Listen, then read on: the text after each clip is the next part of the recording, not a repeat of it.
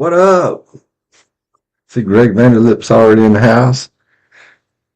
I want to start off tonight on this live by saying crow is one of my favorite things to eat. So we're going to eat a little bit, but I'm going to do some explaining. Um, so the S90V Paramilitary 2, when I originally tested it, it was right here. Like, hey, man, it was a little dot right here. And people in the comments were saying it's not on a flat surface. It's going to affect the test. And that's right. That's true. So it's testing like 54 Hey, Cheeto. here. But whenever I did test it beside the Tang earlier, it tests at 59. What's interesting is my Rec 76 mule team test right here at 67.5. And it tests somewhere on the handle right here. Okay, yep. Right here on the handle at 68. So it's a half a point difference testing it on the handle, on the flat, and on the spine. I mean, like not on the spine, but close to the spine on the flat grind, the V. On this knife, 6 points difference. I'm kind of wondering, like I sent it to somebody for sharpening, and they took off probably close to 1/8 of an inch off of the edge. And it could have very well possibly been on a belt grinder. You look at the edge and there's a little bit of chatter there. Paper burn. If they did do that, did the person that sharpened the blade screw up the heat treat in that area? I don't know. I'm taking stabs at it, but I will release a video because I'm wrong. It happens. Sometimes it's happened one other time in my life. Yeah. Y'all understand what I'm saying? I'll remember that next time you say, hey, can you help? Yeah.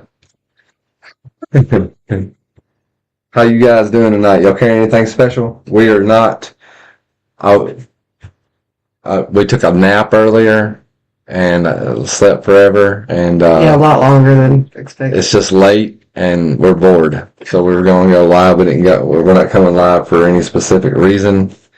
Did you bring that one back here? Yeah. Oh, okay. Back. Well, give me a second. We ain't gonna do it right now. I was just looking to see where it was. All good. I got a couple of, I don't know, works in progress. A couple of pieces of whip here. They're both in 15 20 made out of a saw blade.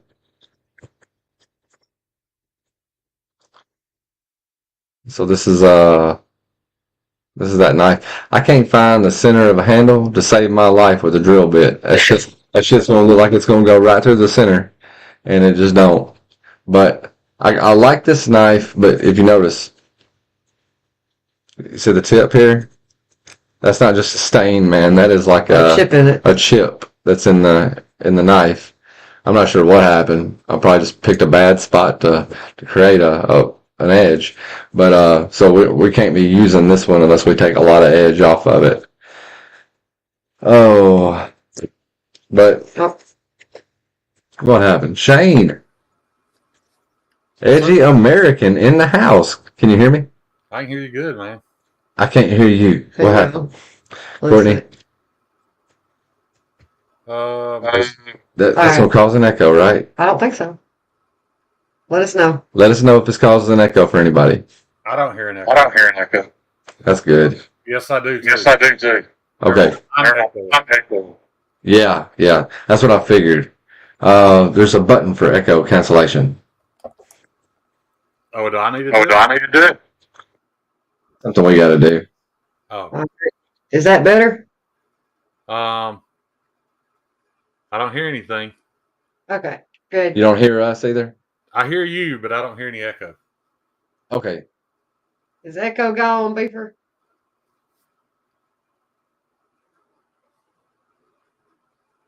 I guess we should talk. You know. Oh, okay. All right, there we go. We all acting like we've never done this Shane? before. Do what now? So we're all acting like we've never done this before. It's a problem we have every time, right? Is it? Remember that echo button last time? Yeah. Like, I was thinking, I was like, why don't you, that should just be automatic, man. But Yeah. that's Oh, you finished it, huh? no, it ain't finished. I just wrapped it with paracord just to see how it looked. I got you. But no, it's far from finished. Finished. Yeah. You know what drives me crazy, Billy? And I Women. keep forgetting that we're trying to make knives in a shop at our home. And Yeah. I'm expecting That- this finish. Oh, You know what? And I can't achieve this finish. yes, and you it can. pisses me off. Yeah, you can achieve that finish. All you need is some some higher grip belts. Don't step it up any more than say doubling it at a time. So It's not the belts. I have the higher grip belts. It's the you got 1,000 grip as belts. I progress through, even if I'm using my platen, I start losing all my sharp edges. Not this edge, Oh, but all my sharpness. And I'm sure it's just something I don't know how to do, and maybe I need to get better at hand sanding it. But as I get these knives close, I keep thinking they're not good enough because they don't. Well, in all honesty, they're not CNC machined, and they're not going exactly. to look like that. No, they're not. Like yours, you could see some of the. You can still see some of the scratch pattern and the grain of the steel. I mean, this isn't even hardened yet, but I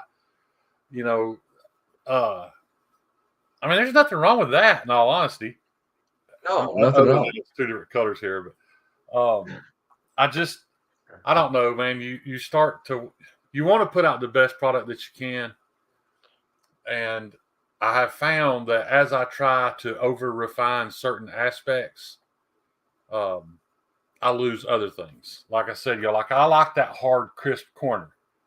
Yeah. And as I try to get this nice and slick and looking like a Spyderco finish or whatever Riot, they've got beautiful belt satins. Yeah. I start to lose other things, and I just kept having to remind myself that I'm just a dude in a garage with, that's bought some equipment with his disability check. Yeah, man. Yeah. Hey, Shane, can you do me a favor? Can you hold that knife up as close to the camera as you possibly can? This one? Yeah. Looks Okay. very similar. It does. I think I copied you, Shane. I believe I may have. Well, mine don't have the hump, so we got to quit worrying about that too, dude. Yeah, and this one's 1.5 inches tall. This I plan to make a lot of. This knife I'm calling the Trailhead. I'm calling this the Trailhead because I think it would make a great camp overlanding knife. With my hump, this is 1.5 inches too. Oh, is it? Yeah. Well, yeah, but mine's straight more here. I quit worrying about that, dude, because every knife design I come up with, within 2 days I find one. I'm like, damn it. Yeah. I've said that. There's so many out there now. There's no way you're not going to make one that looks similar to something else. You're right. And this was my first batch. This was what I wanted to make. And then I was really unhappy with it. And then I let them sit for about 2 weeks. And I came back and looked at it. I'm like, why am I unhappy with that? No, I don't even remember why. I like it, dude. Yeah. So I made those smaller pocket fixies that I've got to finish up now. And, they're two completely different purposes for those knives. But, yeah, I'm going back and I'm going to finish this, and I may do more of these. This is in CPM 154. Like I said, I'm calling it the Trailhead. I think it'd make a great camp, cooking knife. You definitely could process some wood with it. Would I want to baton it all day? Well, hell no. That's not what it's for. Right. But I understand that. Cheeto wants to know, is that his knife? Cheeto, if you want one of these versus one of the smaller ones, that is entirely possible. It's just a slightly longer wait because these haven't been heat treated yet. Brian told me up front he couldn't do any more heat treats till after Blade Show. So these are ready to ship off. I've got several of them. So if you'd rather have that, then, and this is the knife, Cheeto, that you and I originally talked about, that I realized I can't do the chisel grind. I'm not comfortable doing the hollow grind because my hollow grinds are very deep and this is just not thick enough to support it. So, but yes, absolutely, Cheeto. If you'd rather have one like that, that's what I'll do. He's bragging about how deep his hollow grounds are. Well, it's because I have a small wheel. So, it's a short, deep. Yeah, you're backtracking now. You're backtracking. You was going deep there for a second. Now it's because you got a small I've wheel. never gone deep, Billy. I've gone wide, but never deep. I have no idea what that feels like, looks like. I know nothing about it. Yeah. Cheeto said he didn't will do the stick chisel, with the though, small. Cheeto. That's the thing. I ordered all this steel relatively thin, and the stuff I was practicing the hollow grind on was thicker. So, yeah. Cheeto said they call him Tuna Can Shane. Yeah. If you get one of these, Cheeto, I promise you, I'll hook you up with a deep hollow ground chisel eventually. It's hard because when you go to order steel and you've got one knife in mind, you also have to keep in mind, well, what am I going to do with the rest of it? You've got to be able to make multiple knives, and I don't think multiple people want a chisel ground knife. It's just not popular. Emerson would probably disagree a little bit. I think you would, and I've never actually owned an Emerson. I've owned the Kershaw Emerson Tonto. Was in love with the idea of it, man. Then I got it, and I've admitted a lot of things on the internet, but this one's, I don't know if it's going to freak you out, but it's going to tell you exactly how crazy I am. My ADHD or my OCD is so bad that if I drive a particular route to a location, I keep up with the difference between the number of driveways on the left side of the road and the right side. So I have to take the same route home so that they even out. Holy shit, are you serious, dude? I look at my bedroom door and I have to dissect that thing into squares until I make it all even. Tell me, this keeps me up at night. This runs through my head 24/7. Wow. I got that Emerson chisel grind and it drove me fucking crazy. Yeah. I could, it sliced great. It did everything a knife's supposed to do. I just could not stand to look at it. So some of the Emersons that are Kershaws have a chisel grind as well? I know there was a Tonto model that did, yes. Okay. It wasn't very expensive. I gave it away because get this out. It's driving me crazy. Yeah, it was driving me crazy. So I gave it away in a Facebook group. And like 5 days later, the guy sent me a picture of the empty package, like where you can see where it had been cut open.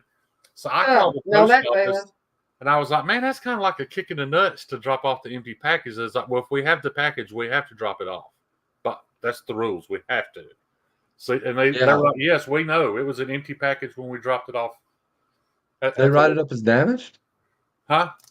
Did they write it as damaged? Like whenever something like that happens, they do have to drop off all over it, but I couldn't read it. Like red. Okay. Like they didn't do anything about it. The package that I had sent to Rusty Knife Lover had 70 knives in it, and I packed it up exactly like he was. Or I started packing it up exactly how he packed it up and sent it to me. Yeah. And the lady at the post office was like, "This is going to take all day. I can finish that up, tape it up, give me the address. I'll get it. I'll get it sent off for you." So like, she finished up the packing job for me, but she didn't put enough tape on the box. You know what I mean? And she didn't put enough padding. Like everything was wrapped in paper towel.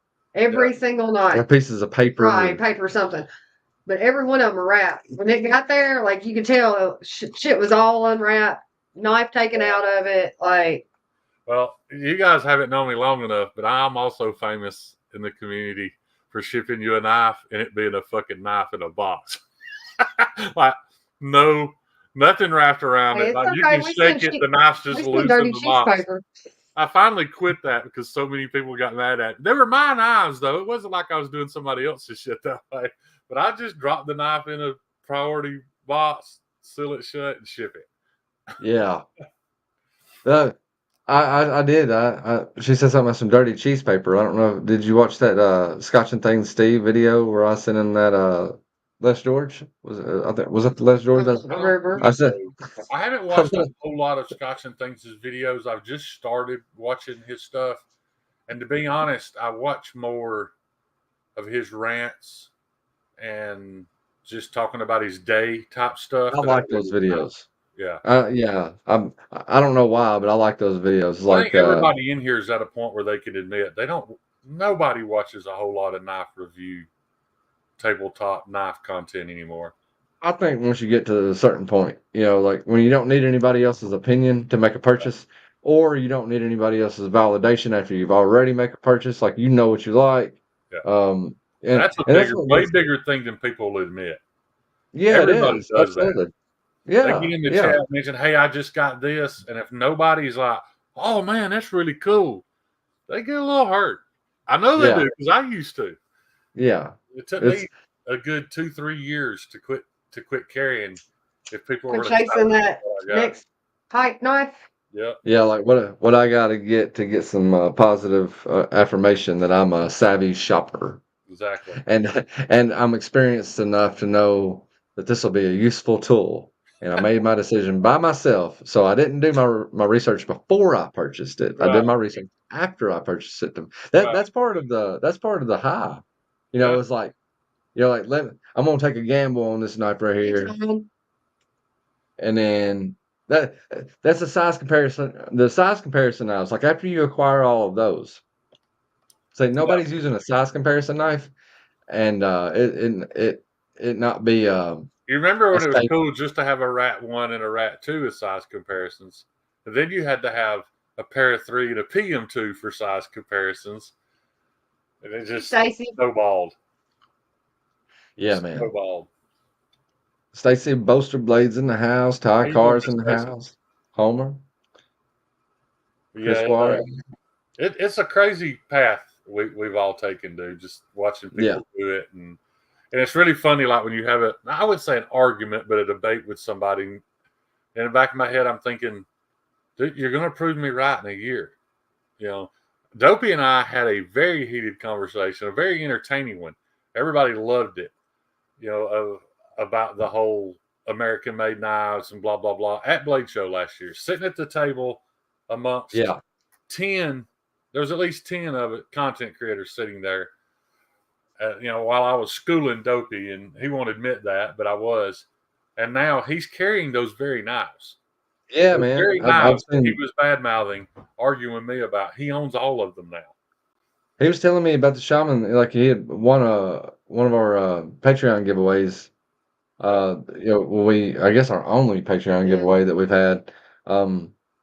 We were trying to do something where we give away like a Chris Reeve or something like that. Like once the Patreon money got up to like $500-$600, but man, it moved so slow. Like we didn't have enough. I'm not bitching. I'm just saying, like, it was going to be like an every 6 months type of thing. If we were to keep on doing it. So, but anyway, some guys on Duty's channel, that old Knife Cartel bunch, they're doing, not on YouTube, but they've got a group of them together that do a raffle once a month, and they all vote on the knife. I tried that. That's a disaster. Put the money in, and 1 out of 10 or 15, however how many guys is in it, is gonna win that knife each month. And that sounds like a lot of fun, just for the excitement of am I going to win? But man, I've been on that boat too and stuff like that. Where a year and a half later, I bought 18 knives for people. And I didn't get nothing. But I thought it was a pretty cool idea for people who have, I think they're probably spending $50 a month to be in this little thing. Yeah, And they're getting high-end knives that, not to say that they couldn't have afforded them, because they could. but it's a less of a hit on the pocket, at the time. Right. But I don't know anybody that does those rifles for a long period of time that won't tell you that they could have just bought the knives. Yeah, absolutely.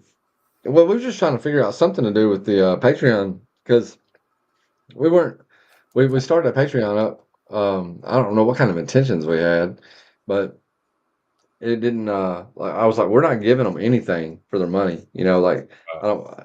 Anything I record is everybody's gonna see it pretty much. I've recorded very few member only videos and stuff like that. So like there wasn't really anything special. Now I guess if I want to make up about 5 of these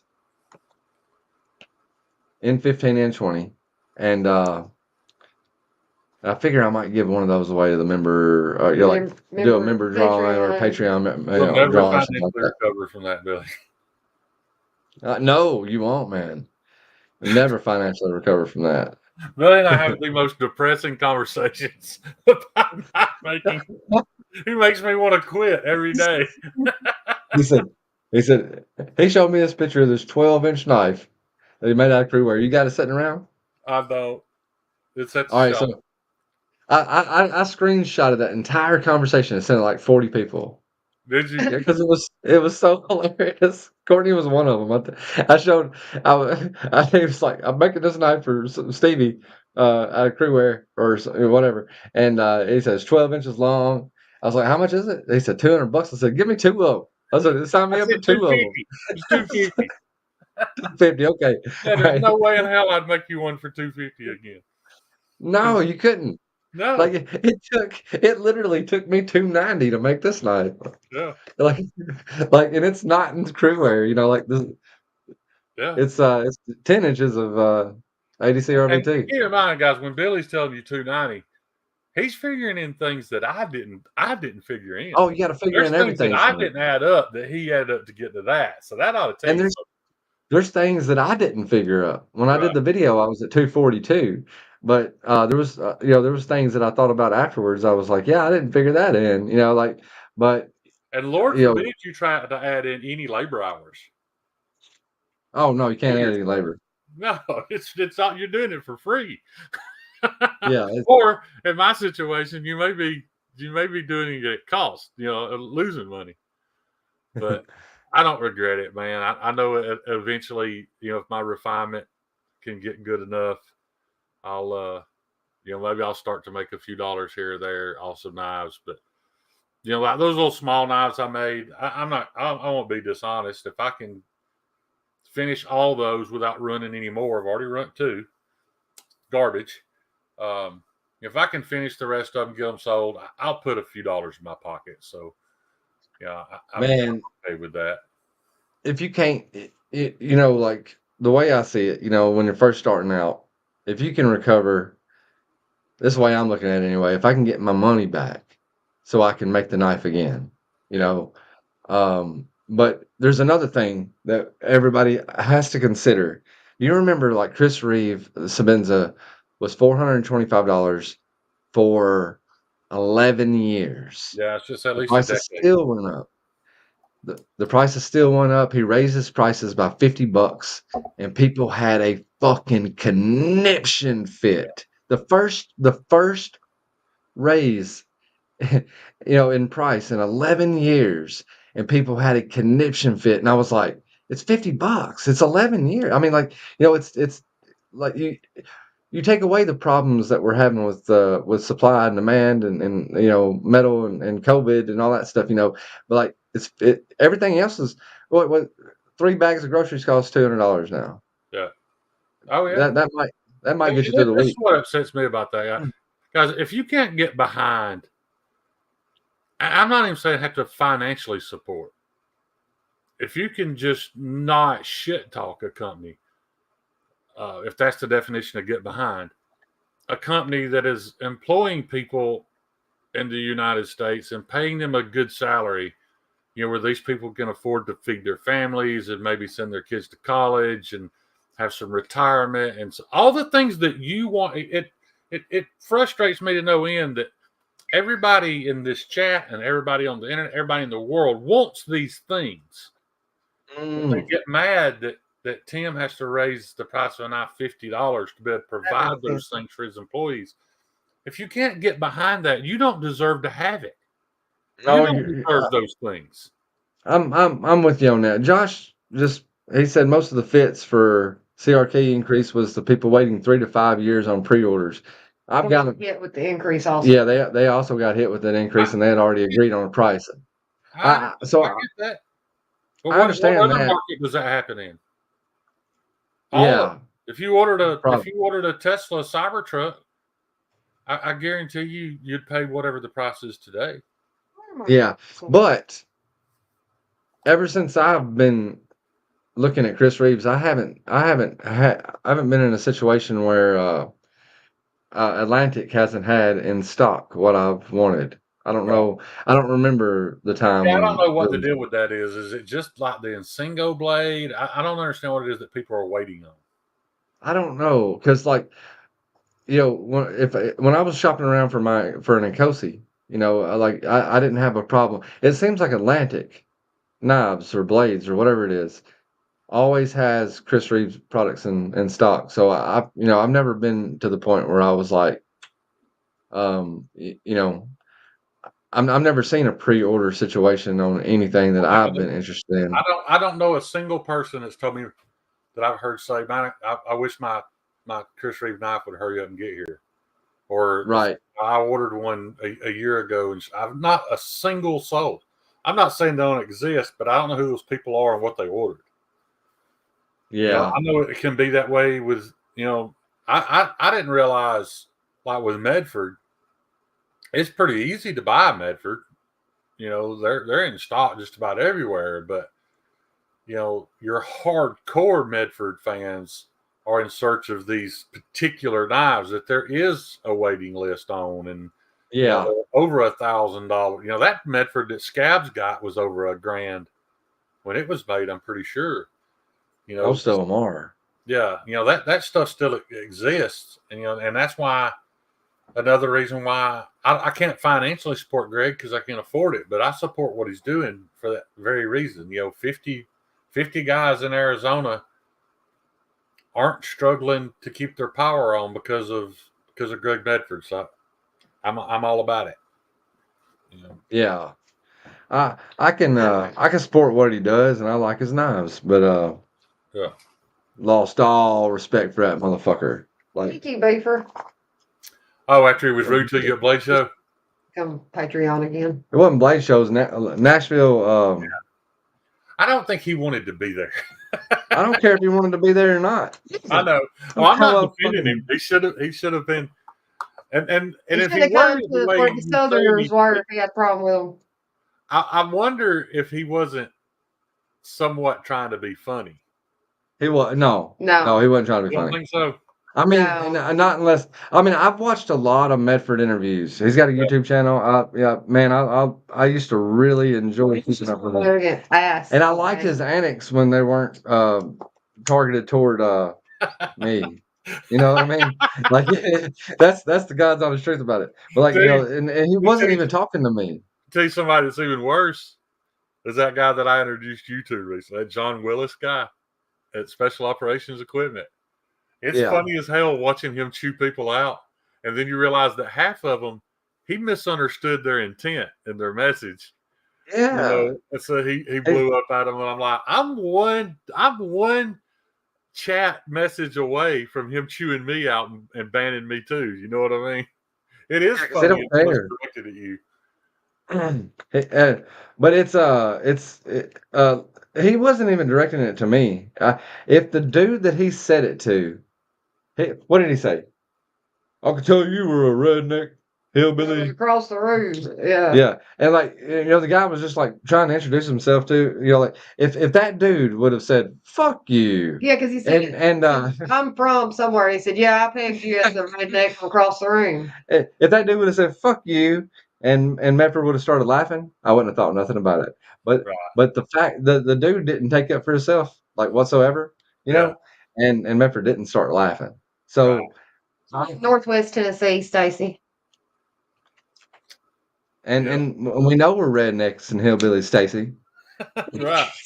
But the thing is, I was sitting here thinking that very thing. But yeah, you don't want somebody saying it to you in a negative manner. I get it. and he was coming over there to tell Curtis Iovito, because that's who I was talking to at Spartan Blades, Yeah. and he was coming over there to tell Curtis that the food was ready, and we had already went over there and introduced ourselves to Greg, Yeah. and like, you know, I was just introducing myself. I didn't ask him for nothing. I wasn't picking up his knives and fondling them and getting fingerprints on them or anything. It was like, hey, my name's Billy Ford. Got a very small YouTube channel. Nice to meet you.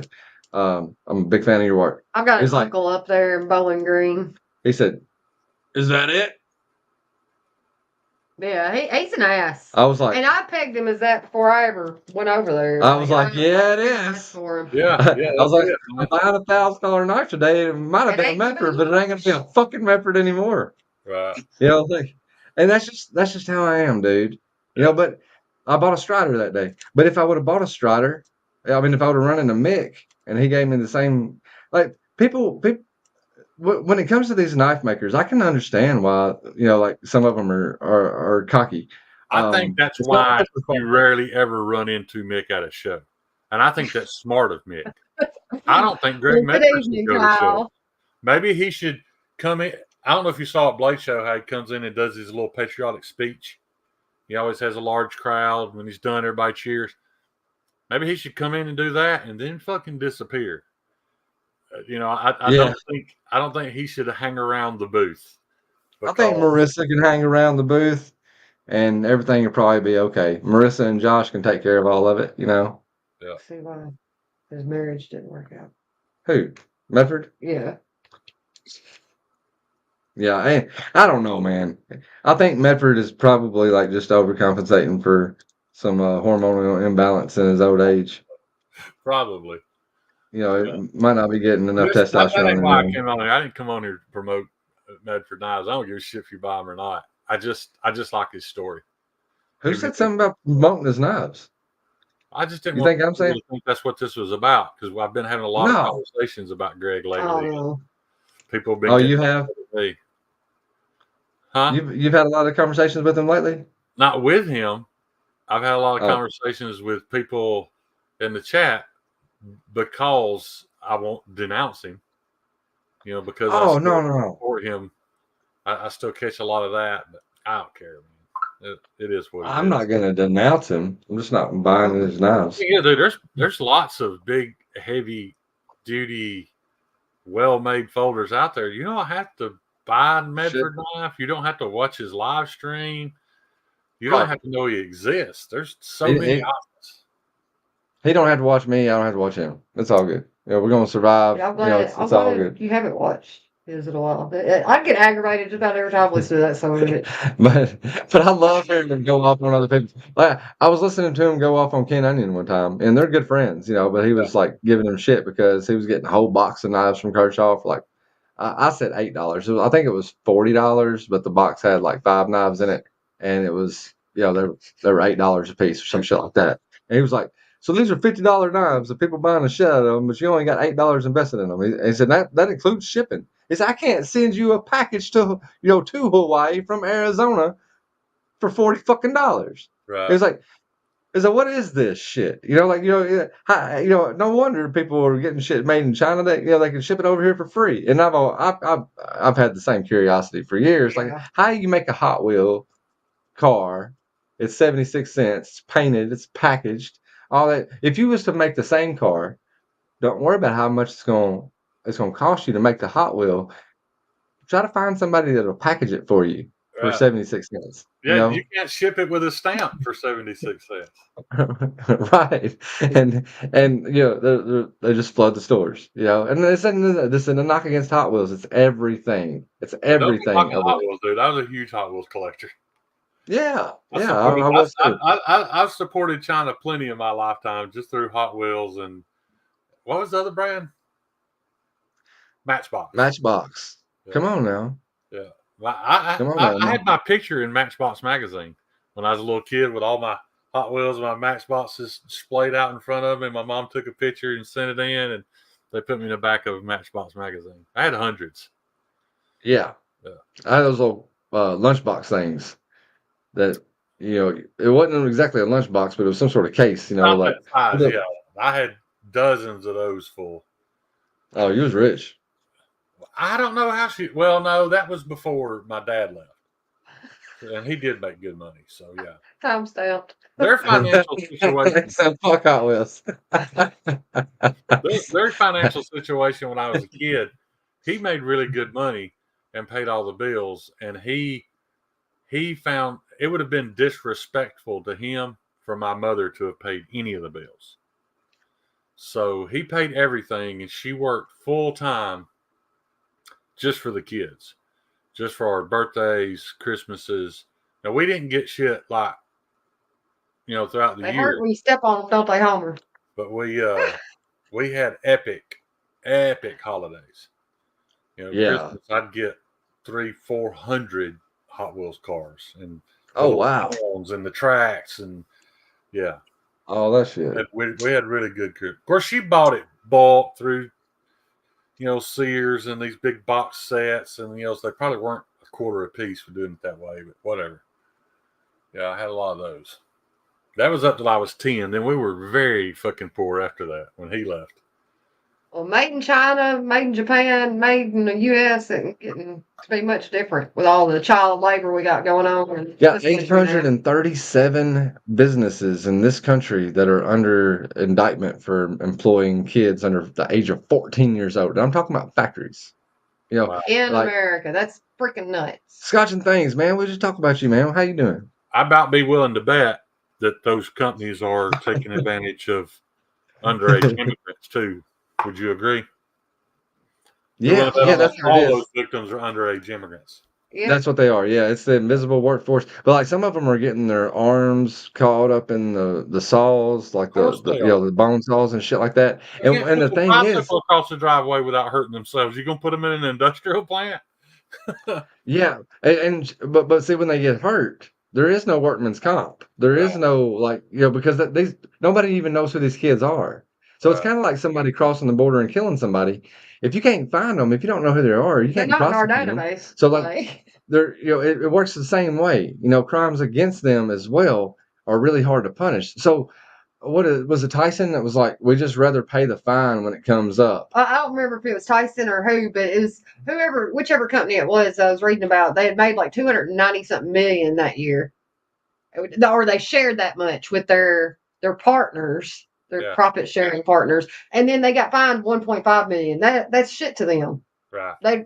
They're going to keep Well, doing what they're here doing. all the time. Just keep paying the We've got a lot of chicken plants around here, chicken processing plants, and it used to be big news, man. They'd come in and wipe out 3/4 of the workforce, and I had buddies.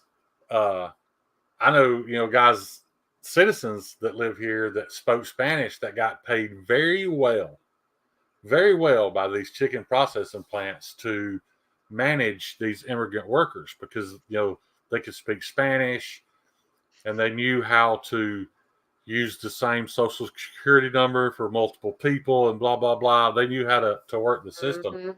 Those guys literally did nothing. I'm talking about well over 6 figures a year to sit in an office at a chicken plant, not do nothing because they were just there to help those immigrants beat the system. And it's one thing if it's adult immigrants, Right. but like, what is wrong with our country where we as adults can walk in a factory and see a kid working on the line beside us and not say shit? anything. Yeah. Like, The American There is nobody else working on that line. The only There people might not working on be. that line are that little kid's aunts, uncles, cousins, brothers, sisters. There But are some- no other people that know the rules. if there there are seems to Americans, be people in that plant that are American that are adult and know what the hell's going on. I'll They say are, this but right they here. are- They're all in on it. They're all like I Why? said. This buddy of That's mine like was that's making $150,000 a year, and his only job was to wrangle and manage these immigrants because he spoke Spanish. Now, in that, he was also he also befriended a lot of these people, was really close to a lot of these people, and they were good people. Good, Yeah. God-fearing, hard-working people raising a family. And he didn't look at it like he was breaking the law. He looked at it like he was trying to help these people because they did pay them fair wage. It's not helping people by putting kids in those positions, whether your mama and daddy's on that line or not. Right. Mama and daddy are no better than the damn money hungry people they're putting the kids there. They don't see that way. Over there, kids do work. They don't have child labor laws.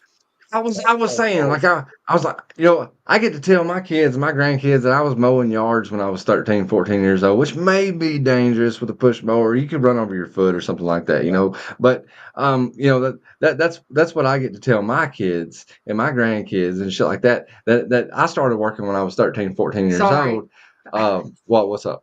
Kyle said the ghost is awful loud. But and then I worked my way up, to McDonald's and shit like that. I guess you don't really work your way up from lawn care. But anyway, I quit doing lawn care, started working at McDonald's, and then whenever I graduated, I got a job at a factory at 18 or whatever. You're like, dude, these kids are gonna be able to tell their grandkids. When I was 10, I was working 60 hours a week at a Tyson and going to school 8 hours a day. Yeah. And I was doing all this on 4 or 5 hours of sleep, if that every that's and it's horrible. It's horrible, but I guarantee they turn out to be better people. Oh yeah, man. I mean, maybe more than likely, yeah. I don't think, but it's true. Yeah. Yeah, but this guy I was talking about, Courtney, they didn't have children working in there, just illegal. That's what I'm saying. It's different when it's adults that are undocumented working in these places. But it's 800 and something companies in the U.S. right now that they know of that have kids under the age of 14 working in these plants. I know for a fact they did up in this place here, 15 minutes here, called Chandler Mountain, and it's famous for its tomatoes. That entire mountain is covered in tomato farms. And when I was late teens, early 20s, I remember, we didn't have Hispanics that lived here. They came here during the summer. Their entire family, 15, 20 of them would rent a 2-bedroom house or apartment. All of them live in it. And then they'd work 12, 14 hours a day, man, busting their ass, picking tomatoes, make all this money, and then take it back to Mexico and live pretty good lives, from what I understand. Yeah. And nobody complained about it. You ain't gonna get no fat white boy out there picking tomatoes. He ain't gonna do it. Just ain't gonna do it, man. That work sucked. And in all honesty, the kids were better at it. They didn't have to squat down. Yeah. No. We're plucking them. My mom did that. She picked cotton. She was one of 8 children, and they would, my grandpa would take them all to the cotton field where, like he was a sharecropper or whatever. However that works, whatever. The kids would just stay out there all day picking cotton and whatever. I don't know. They grew up to be okay people. You know what I'm saying? What I'm saying is like 60 hours a week and going to school and heavy machinery. Those kids, I'm talking about 30 years ago, those kids weren't going to school. Just like you said, they worked the same hours their parents did, and everything was like a team. They attacked those fields till they were picked empty, and you'd see them every fall. They'd have one Toyota Tacoma tied to another Toyota Tacoma tied to another Toyota Tacoma, with all this stuff piled in the bed that you can't get in Mexico, like trains on the interstate headed back. All really good people. There was no elevation in crime, any of that stuff, man. They were just hardworking people doing a job that we didn't want to do. Yeah, I'm not debating any of that.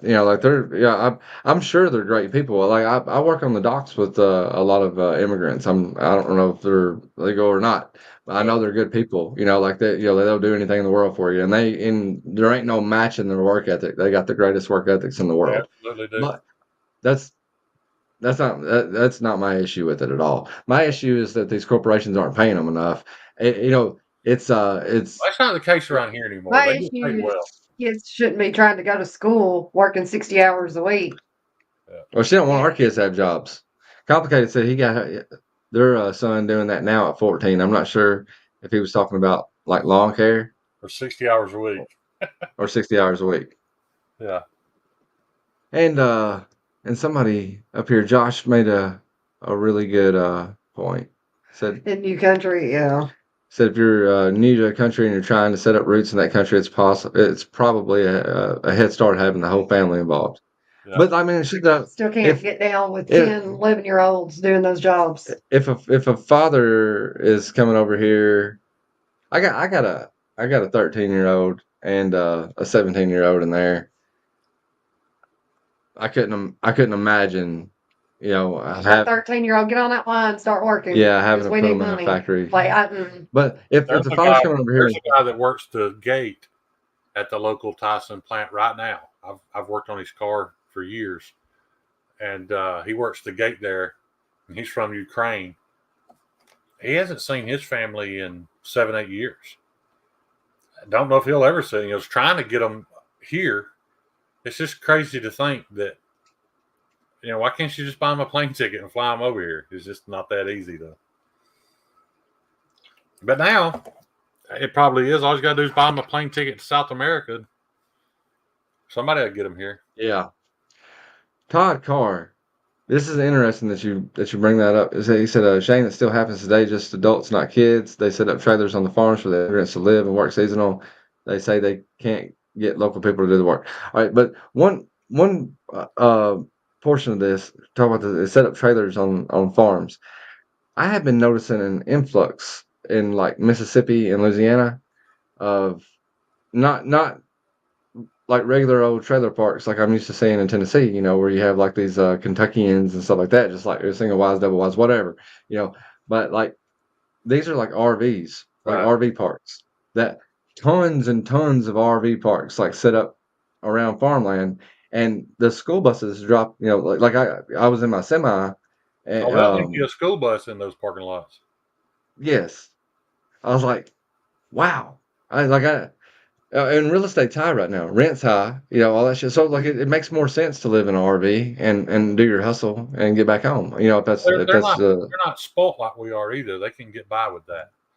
shit, yeah. They don't have to. I could get by with that. yeah, Kyle, work is good for kids. I agree, but the right type of work. There's reasons why. You kind of move your way There's up. labor laws saying a 12-year-old doesn't need to be in a factory around blades. That's kind of our take on it though, because that's what we were taught.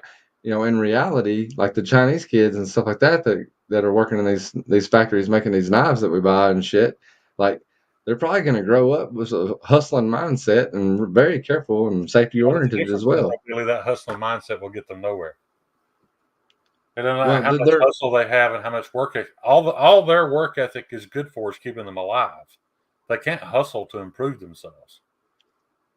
Well, I mean, like, what about these like the Chinese people? Or like, you think Damon and Crazy K Right? were regular Chinese people? They are regular Chinese people, but they were born into that class. Okay, so they're in a That's what a higher class. that's what he's asking. Do you think they started low? Like No, they didn't. No, they weren't sitting in the mud So outside of a bowl. they were born privileged, kind of. okay, so they're allowed to own their own business because like you know one of their They're allowed to They are- market a business. They're not allowed to own it. we're right because the government pretty much owns all the businesses in China, right? They can Hey, market budget a guy. product. Well, that's all those are, dude. Even I'm not going to mention any names, but even these YouTube guys that are designing knives, those are marketing companies. They don't make anything. They market themselves and sell a brand. That's the same thing that Kay's allowed to do. There's no one guy that can say I own Kaiser, and if I want to, I can uproot and move it to Taiwan, or I can move it to. It don't work that way. Right. And you'd be surprised at how many people. I swear, guys, I didn't mean to come over and start a political conversation. Oh man, You'd be I shocked did at how many people refuse to believe it. And I've gotten to a point where with at least one content creator that I know he knows the truth. I've heard him say the truth, and he doesn't care. He won't ever say that publicly. He just don't care. Kyle As long Finley? as it puts money in his pocket, as long as it puts money in his pocket, and he can one day quit his job, that's all he cares about. So, and that's why I got so frustrated with it, and one reason why I don't even consider this YouTube anymore, dude. What we do, we're socializing with some people we somewhat know online and all this stuff, but I just think it's different. We're I'm not. an influencer and I have kids sharpening knives. God, I wish What I are could you find been me doing, one. Kyle? Hey, Kyle, I suggested you to somebody the other day. They said they had I can't remember what kind of knot they had, but they couldn't get, I don't know, they made their bevel too wide. They were asking on some advice on fixing it. And I was like, there's a dude named Kyle Coonley that loves a good challenge. Yeah. He had fixed one for me. I had a damn Scotch and things. Spyderco enough too that I paid to have professionally sharpened that was fucking ruined. I've never been mad in my life. I think that's what happened to this one. It may be. It's entirely. I don't know how hot was she. I mean, this person would have had to have gotten that thing to run the heat treat. Anything over the tempering temperature, whatever the tempering temperature is for S90V, if Yeah. you get it over that temperature and it stays at that temperature for 15, 20 seconds, they say, then it can ruin the heat treat. It can cause it to lose evenness. And like, it's crazy because like if it's 54 right here, like where my index finger is, it's 54 right here. Yeah. Move it down a little bit, it's 57. Move it down a little bit, it's 53. And we could say this is inconsistencies with the machine, but I can stick this knife in there and get 67.5 to 68 10 times. Right. You know what I mean? And I'm not defending Spyderco here because it's entirely possible that Spyderco, that knife Possible for any. it's entirely possible. However, if you tell me that this person has messed with your knife, all bets are off. I'm not blaming the factory for anything this particular person has touched. I understand. And that makes sense because, like I said, when I got my knife, you go back in my archive right now and see the video. Sharpest knife I've ever experienced. That was that knife. And then I literally tried to push it through a piece of Magnolia, and it was no longer. It didn't even cut through. It went like halfway and stopped and made this squeak sound. Would no longer pass through the Magnolia, and it wouldn't even cut paper after that. That's K390 from Seki City, Billy. Right. That's not hot, Kyle. That's not that hot, man. That's where 350 is where I was tempering the ADC RV2. I'm sorry? So you can get that hot in the dishwasher. Right. That's why you don't put kitchen knives in the dishwasher. In certain spots, but my QSP vault just lock stuck itself after oiling. It takes about 30 pounds to unlock. Yeah. Got any tips? QSP? No, I don't even have any experience. I don't think I've ever touched one. Shane? What? I'm sorry, I was reading your comments. QSP? You're good. QSP? This dude, he said his QSP vault just stuck itself after oiling. Oh, is it a frame lock? Is it titanium? Because like, if you get oil in between steel and titanium, it's horrible. That's what he was just saying. So get all the oil off of it if like the lock face. And Scotch Thing Steve taught me one time to just use a pencil. Yeah. And put a little bit of lead on the back of that tank. That's all that was on a Strider. But there shouldn't be any oil between titanium and steel, like at all. I mean, there probably shouldn't be any oil on the lock face at all, regardless. But if there's any oil on the lock face, that will cause it to stick. 30 to 40 pounds of pressure is pretty hardcore, though. Yeah, that's a lot. A little graphite goes a long way, though. Yeah. Put some lead on your tank. Put some lead on your tank. I've never experienced a QSP knife tank that I found an issue with. Put some lead on your tank.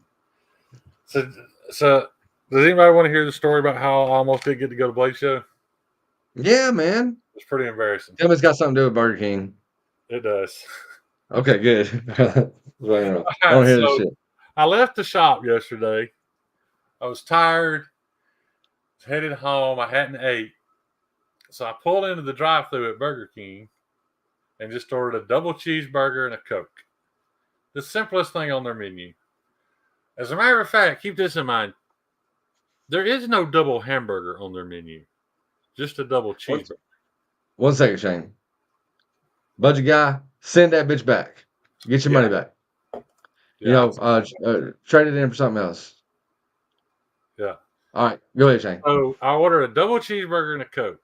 I pull up the window. There's young guy at the window. And I even complimented this kid on how professional his voice and speech were. He sounded very professional over the drive-thru speaker. I appreciate that. So I get going down the road. I reach in my bag and pull it out. Billy, when I pull this thing out of the bag, there is ketchup leaking through the paper.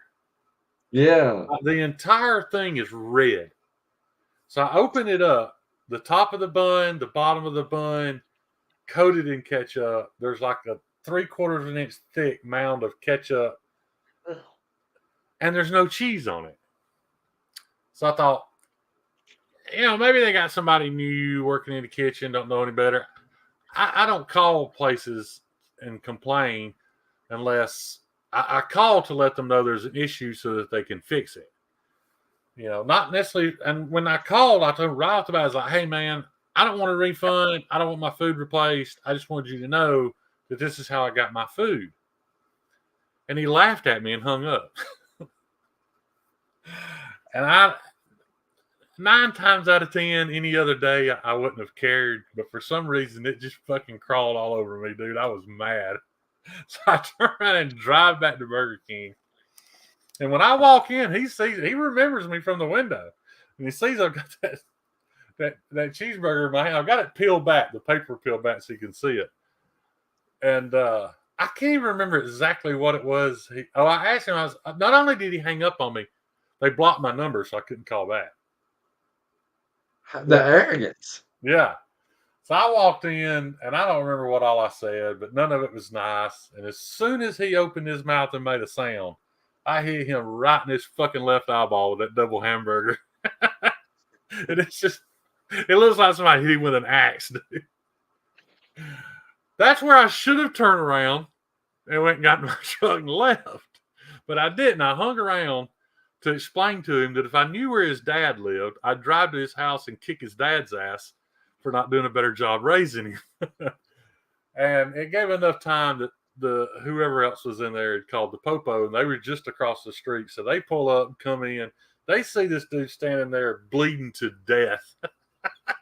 And he ain't bleeding. He just got the right. Half a bottle of ketchup on it. Right. So they handcuffed me till they get it figured out and realize that it's just ketchup. And the cop's like, man, this is really just a civil matter. And he was like, and the kids, I want to press charges. And he was like, I'll trespass. Well, first of all, they didn't do a legal trespass. He didn't have me sign a trespass notice.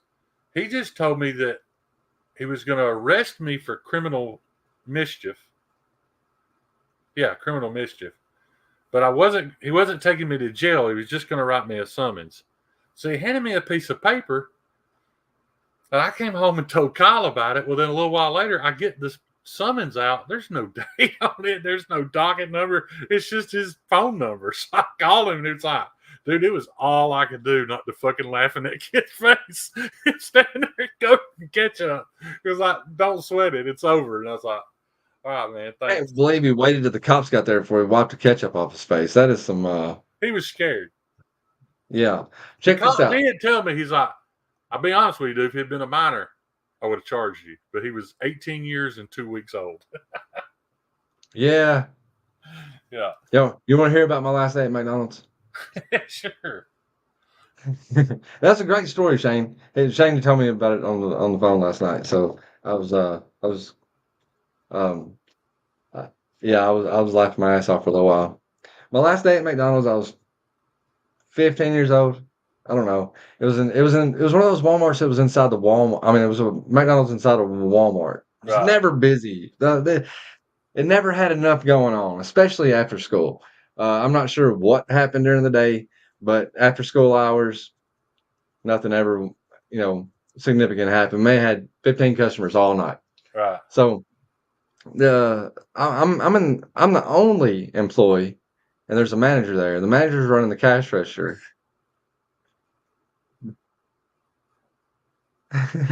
Dude, quit ruining the story for everybody else.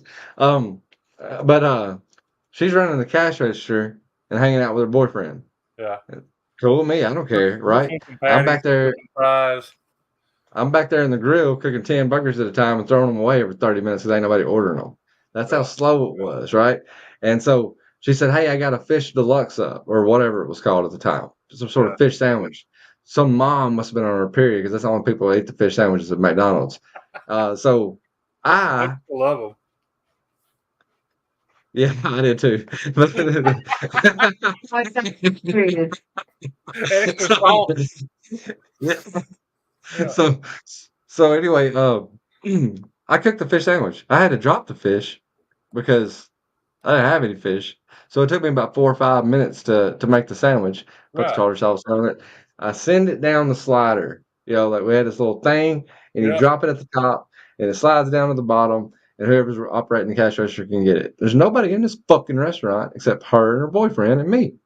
And she, I don't know, 2 or 3 minutes later, I'm sitting back there cleaning off a grill or something, and she's like, "Hey, where's that fish sandwich?" I said, I sent it down the chute. And she goes, "No, you didn't."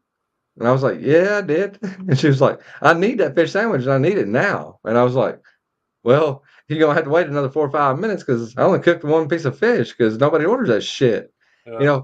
So I cook another fish sandwich. I sent it down the chute. "Hey, I told you I needed a fish sandwich." I said, "It's down the chute." That's the second one I sent down the chute. Yeah. And she was like, "I need that fish sandwich now." And I was like, "I've already made it twice. I'm not making it again." And she was like, "You're gonna make it." So I dropped another fish and I made the sandwich. And she's standing right there beside the chute and she ain't quit running her fucking mouth Right. since I dropped the piece of fish in the oil. She just keeps on running her fucking mouth. And so I make the sandwich with a hint of pineapple, Kyle. That's right. So I make the sandwich and I'm just sitting there and she just keeps on running her mouth and I keep on pumping this tartar sauce on her. Yeah. I mean on the sandwich, And she just keeps on running her mouth and I just keep on pumping tartar sauce. She keeps on running her mouth and I just keep on pumping tartar sauce. She goes, "That's enough tartar sauce." So I was like, "I'll tell you when it's enough tartar sauce." I picked that sandwich up and I threw it in her face. And she was just covered in tartar sauce. And I said, "There's your fucking fish sandwich, bitch." I quit. And like my mom had to come pick me up because I have a car at the time. Right. There ain't nothing like storming out of a job. Storming out of a job and realize you can't get out. So me and my mom, she said, "Why did you get off early?" I said, "I quit." She said, "You didn't?" She was like, "You're supposed to have a job." I was like, yeah. I said, "I threw a fish sandwich in that girl's face." And she was like, "Billy Ford." She's like, "Come on." She got out of the car. She made me go in there and apologize to her. No, she didn't. Yes, she did too. Oh god. Anyway, that was my last day at McDonald's. I bet. Dude, I'm probably the most vengeful motherfucker you've ever met. Like, if somebody gets one over on me, I can't sleep at night, Billy. I lay in bed all night just thinking of ways to pay people back. I can't stand it. Yeah. Mashed potatoes in the yard. Yeah, I worked. Yeah, I worked at Express Oil Change off and on for 16 years. I don't know if you've got them in your area, but when I worked there, it was a great company, man. I bought 2 homes. I raised family there. I didn't get rich, but it was a good place. They took good care of me. Well, they asked me to open a new store, and while I was there, I was like a service rider / mechanic. You don't really have a service rider if you're the only one there because you're doing both. But I would go in, open these stores, build up the mechanical business, till it got to a point where all I was doing was service writing, selling work pretty much. And, after a couple of years, I'd move on, go to another store and do it because they were a very fast growing company. Well, this particular store was a franchise store, and I knew the guy that they made a manager, and he was a piece of shit, dude. Lazy, lying, ultimate piece of shit. But I didn't have a choice. I had to go open this mechanical department, so I did. Now, I'm going to be completely honest here, Billy. My entire tenure there, and most everywhere else I worked, I had a little bit of a tardiness issue. I was going to be 15 minutes late at least twice a week. It's just the way it was. Right. I never complained if I had to stay 2 hours over to fix somebody's car. I never asked for no extra. I made them more money than anybody in my position in that entire company did. I was their top money maker. And so the corporate had always just overlooked it. They're like, we'll put up with 15 minutes late twice a week for the amount of money this guy makes us. Yeah. So anyway, I get to this store. I worked there a few months. Right off the bat, dude, we butt heads. We can't get along about anything. And he's on me about this being late, And I know he has every right to be. But then he starts taking percentages of my paycheck away for being 50. I mean, these add up to like missing an entire day. And that pisses me off. But so I call the owner of corporate, talking to him about it, and because we kind of had an understanding. I'll make you millions. You leave me the fuck alone about being 15 minutes later twice a week. But anyway, long story short, this guy's making my life miserable, dude. He's killing my paycheck, taking all these commission reductions for being late. Well, one day it's August, middle of the summer, middle of the week, and the manager's off. This guy, Paul. Paul is his name. Paul's off this day. And I've been down here putting some ball joints in the Chevy truck, dude. I'm pouring sweat. And I look upstairs, and I realize the assistant manager's upstairs in Paul's air conditioning office with his feet on the desk. Well, I think this is funny because he's not allowed to be up there. But I'm all for any type of rebellion. Well, right. This office is upstairs, and it has a window that doesn't open. It's just so that Paul can look out the window and see what we're doing. Well, when I see Joe up there, I get a ladder, and I put it up to the window, and I climb up there, and I drop my pants and back up against the window and leave this big, sweaty, greasy ash print on the window. Well, this is funny because Paul can't climb a ladder. He ain't going to climb a ladder, and he can't clean it from the inside. So I know every time he's up there in his air conditioning, he's going to have to see my ash print on his window.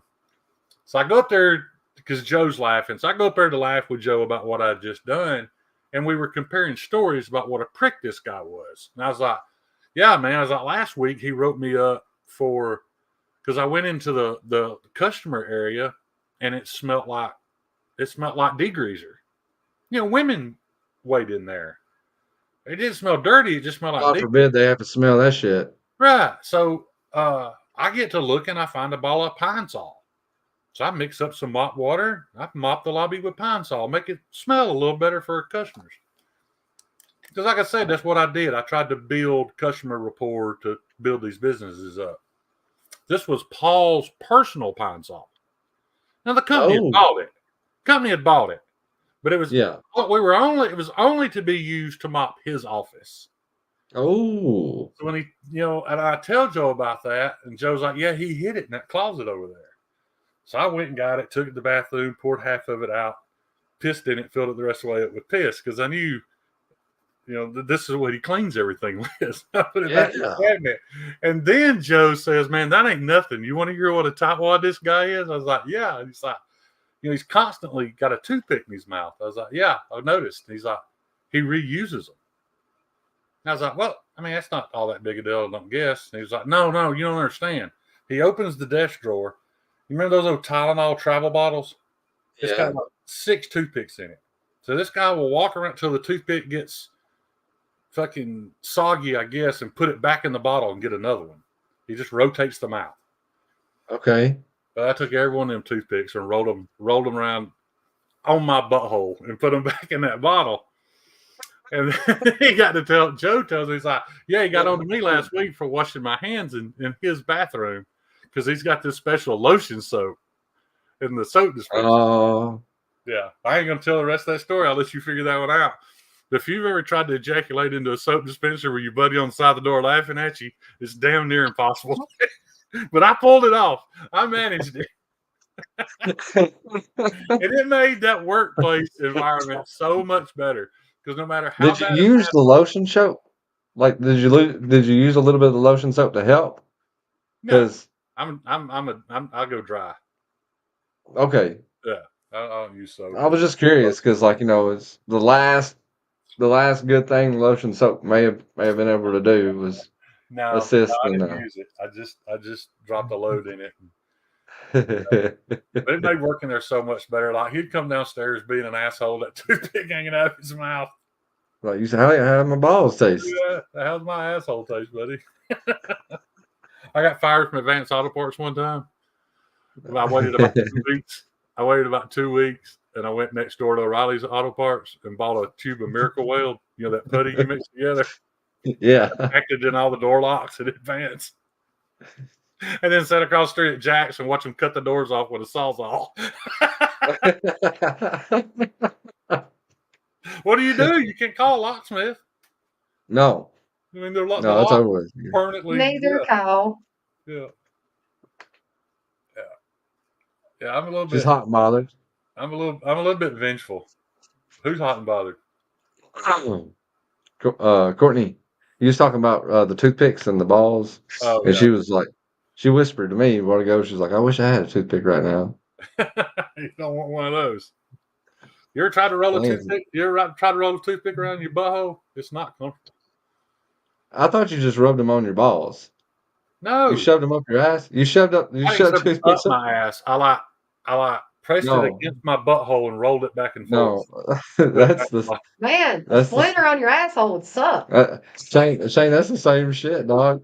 That's hey. I know me and you don't agree on everything. The Yeah, knife that I'm buying from you, yeah. like, there ain't gonna be any vengeful Oh, no. attachments. Okay. No. It's gonna be a clean knife. all that. I was a lot younger back then. There definitely That's better really not be on mine, Shane. Oh, you got a knife too? You said Hey, I you was don't from understand, text. when you pay somebody back, to their face, Of y'all's conversation. Oh. when you pay somebody back to their face, it's one thing. But when you pay them back and they don't know it, but you and everybody else knows it and gets to watch them day in and day out suffer through what you did to them without knowing it, it's so much better, dude. You go to the Goodwill and buy a Terminex or some sort of professional lawn care uniform of some sort. Like try to find a uniform that makes you look professional. Yeah. Go rent a pickup truck, for the day, like just a regular old white long wheel base. You get you about $300 worth of instant potatoes. You want to buy it in bulk, 50-pound bags, whatever, and get you a granular, a seed spreader, and you fill that up with instant potatoes, and you just pull up to the yard while the people's at work, and you spread out instant mashed potatoes all in their yard. The next time it rains, by God, they're gonna have a yard full of mashed potatoes. I ain't gonna be able to do a damn thing about it.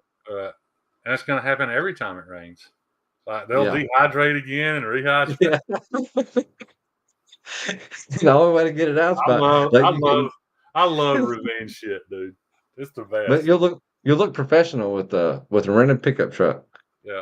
You could even have some magnets made, like chains, lawn service, and put them on the side of that rented pickup truck for the day. Yeah. But don't be trying that quick steel or Miracle Weld trick, because technically that could work anywhere. You can lock people out of their shit with that, but don't be doing it because it's not nice. The Miracle Weld? Yeah. Yeah, the little, not the liquid, the tube that you break a piece off and you have to meet it together between your fingers, and then it sets up strongest steel. It says, I think the O'Reilly store brand is Quick Steel is what it's called. Yes, They yes, I've heat seen that it shit before. up and just shove it right in the deadbolt hole, right where the key goes. Just keep packing it in there. Okay, okay. That makes for a damn good time. Preferably close to closing time, so it's not hard when the deadbolt goes in there. Budget guy, I didn't have to tell the guy when he eventually got caught embezzling money and got fired. Several people let him know that he had been washing his hands in my jizz for months and putting my butthole juice in his mouth, and he found out. But it's better Yeah, to let it ride. That way you know they're yeah, doing it every day. that's right. Yeah. Can't come clean after the first toothpick. Yeah, you don't want to tell them on that first toothpick. The bad Obviously, thing is our area manager, his boss, knew about it. He come and asked me about it. Did you really do this? And I was like, "You damn right I did." And so like we used to have these big managers meetings where everybody in the company would go, and I'd be sitting there with my area manager loved me because I made that dude look like a fucking rock star. He made tons of money because of me. So I'd always sit with him, and we'd look over and see Paul with his toothpick hanging out of his mouth, dude. And he'd start dying laughing. But that is hilarious, man. That is hilarious. yeah, well, that was my favorite place to work, though, dude. Like I said, I made decent money, but we were just so fucking mean to each other, man. There was just something going on every day. We never had a workman's comp injury. But we had tons of injuries, but we couldn't claim them on workman's comp because it was always something we did to one another. You know. Yeah. We'd wrap the new guys in cellophane. When the pallet with all of our filters would come in, we'd take the cellophane off and run around him and wrap him in it, pick him up and throw him in the dumpster, leave him out there all day. All day. Yeah. Come on, Shane. You hear him screaming. Everybody that pulls up to get oil change wondering what the fuck's going on. Yeah. I was like, hey, you got a guy screaming in the dumpster Once back you there. passed all that, though, dude, and you was in, man, we'd fight the fucking world for you. You know what I mean? Yeah. We've had it, dude. We've had several people pull up in there wanting to whoop somebody, and they'd have to whoop all of us to make it happen. Well, I guess that's better than like being in R. Kelly's gang. I was in R. Kelly's gang for a little while, and you had to like get peed on, you know. But and he wouldn't fight for you either, you know. He would, he'd disappear. Yeah. You know, he'd talk a lot of shit, and then he just disappear. But is that song, this song that everybody that's been all over Instagram, where Justin Bieber is talking about something about stuff that happened at a Diddy party. They're saying he released this song years ago. But he even says in the song something about the girth and people not walking right afterwards or something. Is that real? Or did they change it? I don't know. Sure, there's a lot of stuff going on with Bieber and Diddy. Yeah. That's come out. It's weird because a lot of that connects to my town. There's a guy in St. Clair Penitentiary right now who was from here, and he was Justin Bieber's spiritual advisor, and he's in prison. Really? He's in prison now for child molestation. But he wasn't an old guy. He was a young, like, youth minister, like in his early 20s. I figure. What's the deal with that, man? He was messing with all these like 13, 14-year-old boys. The deal with that is they know they like that crap. They get in one of those positions, they're around as many as they want to be, and take their pick. It's not hard to influence, especially you know the ones to pick out. You know, it don't take you 2 weeks to figure out, you know, who don't have a dad at home, who's broke. Next thing you know, self-esteem. Yeah, and they target those people, and apparently it's not hard to pull off because it happens every damn day. We talked about this guy on my live stream, though, because I'm actually really good friends with his brother. His brother denounced him from the get-go a long time ago. But you want to get that shirt? Uh-huh. You want to go and get a shirt? It's got a lot to do with what Kyle just said. No reason to jail them. They're convicted and had appeals heard. Yeah, I agree. That dude. The only decent thing, and I don't mind saying his name. His name's Acton Bowen. You can look him up. The only decent thing he ever did was he pled guilty, and he didn't make those kids testify. The Yeah. only decent thing he ever did in his life. I'd love to know he's being violently assaulted every day while he's in prison, but I don't know.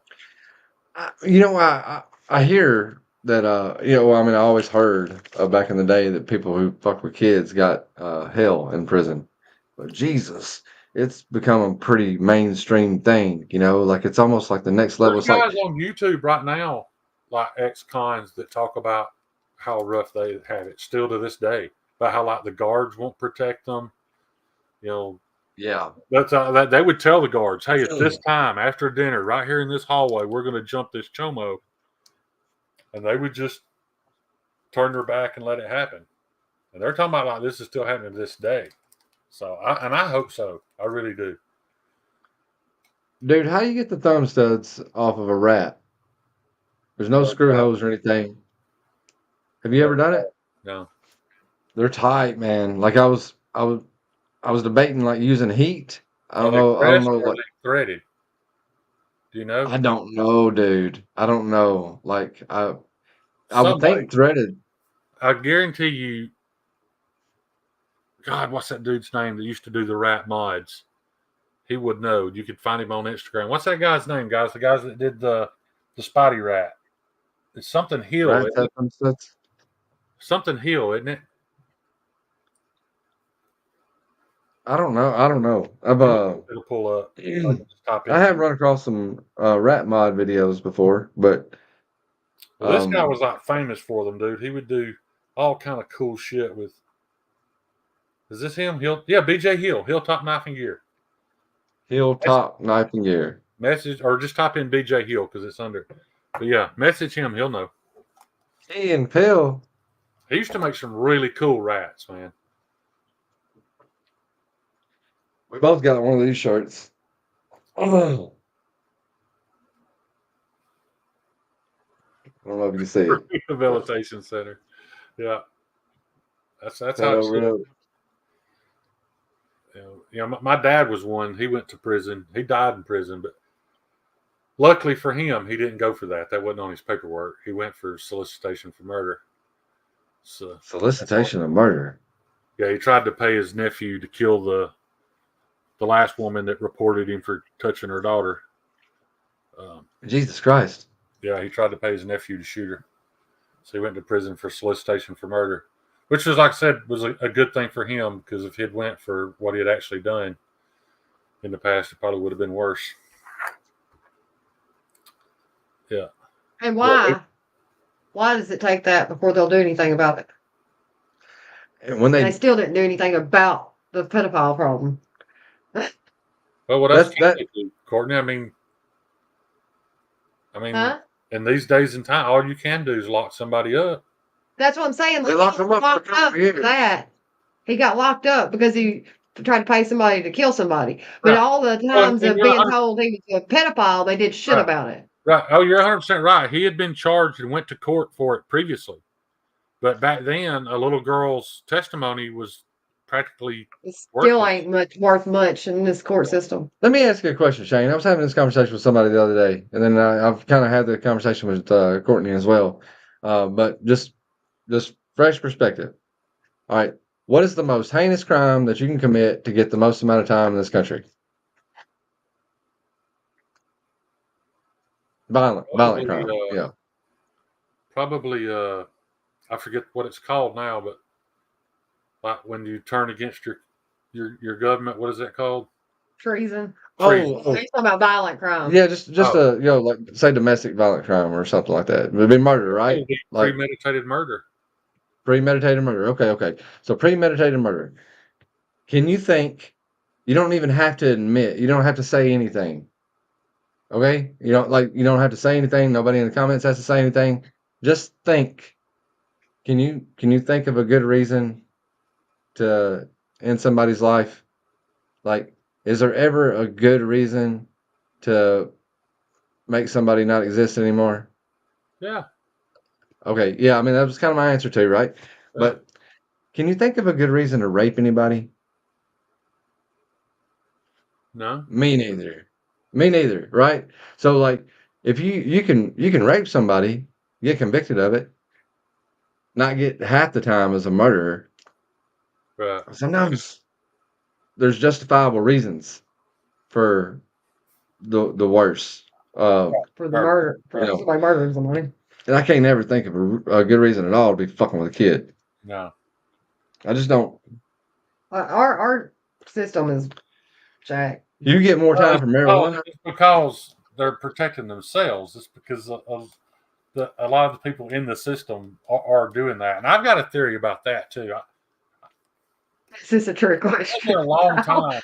It took me getting older to kind of realize this, but I don't think it has anything to do with physical pleasure. I think these people have Control, achieved, just like a rapist. yeah, I think they've achieved so much. They don't, there's no desire to chase money anymore because they've got too much of it. They've already got power. I think it's because these people have already got everything that they can achieve. And that's the one thing that they're not supposed to be able to get. Yeah, it's only still thing- taboo. Yeah. But then you've got plenty of pedophiles and rapists out there that don't have a pot to piss in. That it's just control. It's just saying they overpowered something. Yeah. Well, there's two different types too, though. You know, I learned that at a very young age. You know, reading the court manuscripts and stuff. You know, from my dad. He wasn't my dad. He's not biologically my father, but on my birth certificate he is. But anyway, he wasn't the snatch a girl into a van and hold her down, and he wasn't that kind of guy. He got to know them and manipulated them. And what I realized was how much more damaging that was. You know, because nobody ever told him no. You know, it was consensual every time. But it's because he ruined their psyche in such a way Yeah. that none of them have had normal lives. You know, several of them No, have killed man. themselves or they're strung out or whatever. I don't know because I'm not a female, but I think I could get over the fact that a large, strong man overpowered me and did something. I think I could get over that a lot easier than I could that he convinced me that this is how you show love and took advantage. I would think that Yeah, would you're be talking about one type of rape over another. right. Yeah. That was his MO was, and I'm talking about dude, sisters, nieces, neighborhood kids, everybody. Yeah, Literally it's pretty every disgusting. female I ever came into contact with in my entire childhood, he had. Yeah. So, once again, Yeah, but we took a knife podcast and turned it dark, didn't we? did, man. Yeah. But It's been good for me though because I don't have an opportunity to talk about this kind of stuff, you know, because it affected my life too. Because you got to keep in mind, I was younger than those girls. So what do you think they did? They all turned around and did the same right. to me because they didn't know any better, you know. Now, I'm not saying that's the same. It's not the same for a boy as it is a girl, but it does still skew your view of love and affection and intimacy, all that stuff. It jacks you up for sure. Yeah. I don't think I was. Well, I'm probably still not completely over it, in all honesty. But I mean, I've only learned how to handle it really in the past few years. You know, learn how to kind of deal with it. But I don't know what can be done, but I think it's probably the only decent excuse for a purge. You know, Yeah. there's no reason for those people to be alive any longer. There's no No, rehabilitation. We've seen it too many times, dude. They all get out and do it again. yeah, they do. Yeah. That's a lot of times it's the first thing they do. Right. You know, they don't even wait. They don't. You know, it's like they can't control themselves. Right. Like they're Yeah, I know. I just saw where they're trying to pass a bill now. You know, mandating chemical castration. You know, if you know before they get out of prison, and I understand people are fighting for people's civil rights, whatever. But I don't know. I Yeah, don't and think then trying to normalize the crap by wanting us to call it another sexual Minor orientation. attracted Yeah. individuals or some shit like that, right? Minor attracted Yeah. individuals. Yeah. and it's coming. There ain't no doubt about it. Especially, it might not come to where you're at in Tennessee, but Oh yeah. Our like I'm sure somebody has already been acquitted already of it because of if you're the right person, you don't even get charged for it around here, dude. Like, you Right. know, we got a dude named Alexander Solomon. Solomon.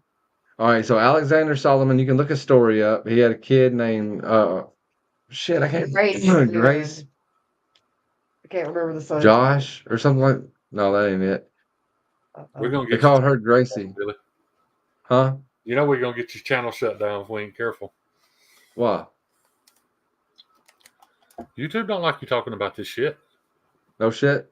Well, it's on YouTube. You can find it on YouTube. Alexander Solomon lives in Franklin, Tennessee. He's a financial, like, tycoon type thing. Like, you know, he owns a wealth management office, right? So our governor, Bill Lee, a Republican, you know, he's real good friends with They're him. They not go to kids church. anymore. They go to church with him. Yeah, they're not kids anymore because she's dead, and He's dead. he's dead, and The son. and she's of age now. But you know, he had locks on the outside of their doors. The son was going to go forward to the cops. He Started standing up to the dad. he had a full paid scholarship to UT Knoxville. I think it was his last year of high school. He had a full paid scholarship to UT Knoxville on his baseball scholarship. He was a badass pitcher. And you know, his dad was raping his sister, you know, from the time she was like 8, Yeah. some shit like that, you know, and it was ongoing until, you know, and this kid would be screaming, Telling everybody. She just go to the neighbors, tell the teachers everything, and the And teachers would tell her, shh, private school. don't say anything. You'll because get a bad reputation. The other kids would think you're weird. You know, all the while this you know, the father figure, he was making these teachers and everybody in the community money hand over fist because that's with our governor, and nothing has happened to him. yeah. So like, you know, he's still free. He killed his son. He ran over his son. He made it look like his truck like slipped out of gear And ran ran over him. Yeah. Yeah, like he ran over himself. I guess essentially is, you know, the son ran over himself by accident. The father just happened to be on scene, so he called 911. I think it pulled up and backed over him again too. I can't remember exactly, Yeah. but that was after the son told him, you know, like, Witnesses seen him standing there. He never tried to like get under the truck, make sure his son was living, breathing, talking, nothing. Didn't open the door, try to get inside the truck and move it or any of that shit. But yeah, and I don't know what's happened with the other dude. I mean, the other child, but you know, like it was, you know, it's a fucked up story, man. Like, so it made me realize, and you know, just for so anybody knows, I'm not, you know, I generally vote on the right hand side of things, or the right wing side of things, or whatever. So like, I voted for this governor like several times. But it made me realize that if you're the right person, even in this state, as good as I thought this governor was, like, you know, honestly, they're gonna pat your back. Yeah. What you do? They As don't- long as you're making them money. it don't make a damn, dude. It don't matter, you know, like, and I can't think of a good reason to defend somebody like that myself. I can't either, and I can't imagine how much worse it's going to get. Me neither. It's not headed towards any type of improvement. You know, It doesn't seem to be. It sure doesn't seem to be, dude. No, Like, everything's That's the way okay, we and use it. nobody can help it. I tend to vote a little right leaning. That doesn't mean I agree with all of it. You know, no, I don't agree with all of it either. I don't. There's never Ron Paul, Rand's dad. Yeah. was probably the closest person that I've ever voted for. That just about everything coming out of his mouth made sense to me. You know I what I was mean? the Like, same way. I was the same way with this Vivek Ramaswamy. But dude, it was almost too good. yeah, I yeah, mean, it was almost like, silver tongue. and he's saying exactly what we want to hear. But is that? I don't know if that's possible for somebody to completely align with everything that you. I don't know. That's scary too. Yeah, Somebody's that seems that perfect, but you know, yeah, it's I still would have voted for him though because I felt like he was the closest thing to to what I believe and how I feel. But it was scary that it was too perfect. yeah. It's like he read the handbook and just came out and said all that. I really don't understand. And this will be the last thing I say politically for the night, but I don't understand how we got to the point where we got those two on the ballot, to choose from. We had less controversial characters on the right side, and we had that were better, that were just as good of candidates, if not better.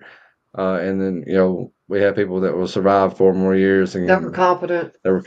Didn't have mentally on the left, Yeah. and I'm watching the entire population. I Or it can seems like almost understand the Trump thing because Republicans believe he's their best chance at winning, whether they align with him or not. I But don't know Biden, why. you can't Yeah, tell they must have really. you can't tell me there's not 100 Democratic politicians that they couldn't find that would be better than Biden. There was at least a dozen that were better than Trump too, and the reason why I'm saying this, Shane, is because I did vote for Trump. I voted for Trump twice as a matter I of think fact. he did a pretty good job. He did an okay job. It was shit got turned around in 2019. That was COVID. It was he was on a path to do better, but anyway, the you're gonna put somebody to run against the guy he's already lost to. Yeah. That game's already been played. We already know how they feel about it. Because so many of them don't believe that he lost to him. Yeah, but there's a lot of people. But if that's the case, then what makes them think it's not going to happen again? That's every election, brother. That's been every election I've ever been a part of, from Al Gore, John Both Edwards. sides, holler, there was cheating every election. Every election there's cheating, and I believe there probably is, because all of them are crooks. And Kyle, man, I won't get that deep into it, dude. I was just, I heard some interview. I think, Robert Kennedy. Robert Kennedy could put a Democrat in front of his name, and I was considering voting for his ass because, he's making more sense to me right now than any of the all the other two know how to do. One of them don't know how to get off the damn stage by itself. It can't construct a sentence that's legible, and the other one can't quit slamming the one that can't get off the stage by himself. Hey, I went through the chain of them, Billy, before I voted for Trump. I mean, I was willing to vote for Ben Carson at one point in time. Yes, Ben Carson. I was willing to vote. I wish he made it further. Trump was my last choice. Now, yeah, I said he was going to be a spoiled rotten little brat. I think he was the best president I've ever seen, but he still didn't do. I mean, he come out and told us off. If I'm president, I'm putting Hillary in prison. That didn't happen. She never even had to go before Congress and answer for anything. Mexico was going to pay for a wall. I remember something about Mexico paying for a wall. Yeah. Mexico was like, "Fuck you," and he took it. He talks a lot of shit, and I'm not saying he did a bad job. I'm saying overall, I think he did more good than a lot of presidents do. And I know 2019 and 2020 caught up with him, but I'm not going to put all that on him because a lot of that is in the hands of the medical shit, side of things, man. World Health Organization, FDA, and WHO and stuff like that had a lot to do with the debt getting run up in that last year. But that's okay. I'm not even here to debate that. I think he was a decent president for the time that he had a normal country to run. And I don't think that he could probably done anything any better to And there are minimize people that cost. say that was by design. That he didn't. Bro.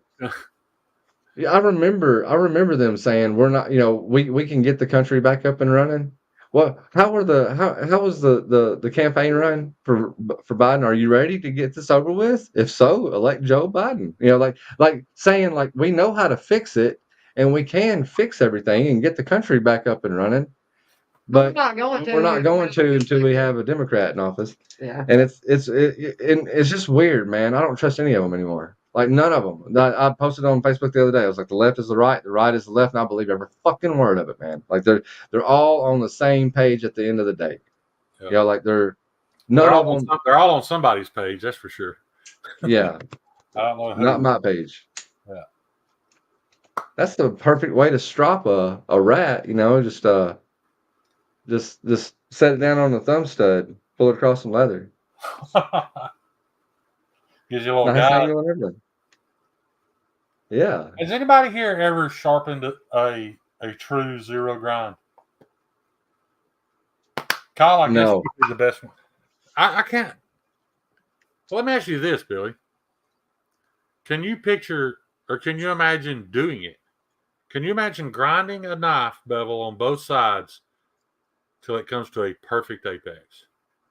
And then stopping and refining that apex till it's an edge. So that means that entire 1.5 inches of blade, if you do a full flat grind, a full flat zero grind, that means you're laying the entire 1.5 inches of steel on the stone. You say flat grind? Yeah, if you did a flat grind, Yeah. but Yeah, kind of like the with no secondary bevel. Maybe they don't even do that. Even if it's the Scandi, let's say it's Todd said, yeah, tons of Scandi knives. Yeah, like the what was the Cold Steel Fenwolf? Yeah. I don't know if it was true zero though. I think it had a micro bevel. Right. I can't imagine. Rock steel. I'm just saying I would be like I messed up a knife and ground into the apex. I ground it too far. And I remember I could see like the knife looked serrated. You know what I mean? I could see the texture of the belt in the edge because I blew through it. And I scrapped it, but I was also thinking, well, I wonder how much work it would have took, to lay that on a stone and just refine both sides till it was because from what I've been told by tons of, that is the sharpest edge possible, is a zero grind that's staying behind the edge. Look at that bevel. Like it's like you don't have a bevel, but the whole thing's a bevel. Right. You're talking a chef knife with a zero grind. Yeah. Yeah. But you don't see them sharpen those with the entire flat of the steel on a stone, or do they? I mean, that's what I'm asking. I don't know. I would assume so. Like kind of like when you're doing a chisel grind, you just lay it flat on the stone. Yeah, you're laying it. And push it across. No tilt at all. Right, no tilt at all. If you tilt it at all, you're gonna give it a micro bevel. Right. So you're gonna have to it would be pretty foolproof, but it also seems like it would be very hard to get that edge, that the very tip of that apex perfectly straight and flat. Yeah, it's different. It's different than what we're used to. That's for sure. Yeah. Like it's everything. Like a lot of this stuff. That Emerson, I hear him talking about how simple what's he call his grinds? You were just talking about them earlier. Chisel. Yeah, chisel. So he's talking about like an idiot can sharpen in the woods with a rock, because it's it's it's idiot proof. All you gotta do is lay the knife on the back and run it backwards on a stone, and it's gonna bring that edge on the other side to the apex, and your wire will break off. Like you only got one side to worry about. And yet all his knives are coated. Bro, I don't know. What I can tell you this, I must be not that idiot with that rock, because I couldn't do shit to put it, to refine my edge on the Rendezvous, and I love the Rendezvous. I think the Rendezvous is a wonderful knife, but I wasn't like it wasn't idiot proof for me. But there's a lot of shit that's not idiot proof for me. I realize that idiot proof sometimes excludes me. Yeah. I just learned. You remember you remember that picture I sent you, and I told you my the grinds were getting better. That Yeah. you can't tell it. I don't know why that picture did that. Those black lines aren't real. That's in the picture. It's not on the knife. I don't know where those lines came from in the Right. picture because they're not on the knife. But that's probably the most perfect bevels I've ground yet. I got to about 10th thou behind the edge, and my bevel ran right to the spine without thinning it any. Like literally, I touched it.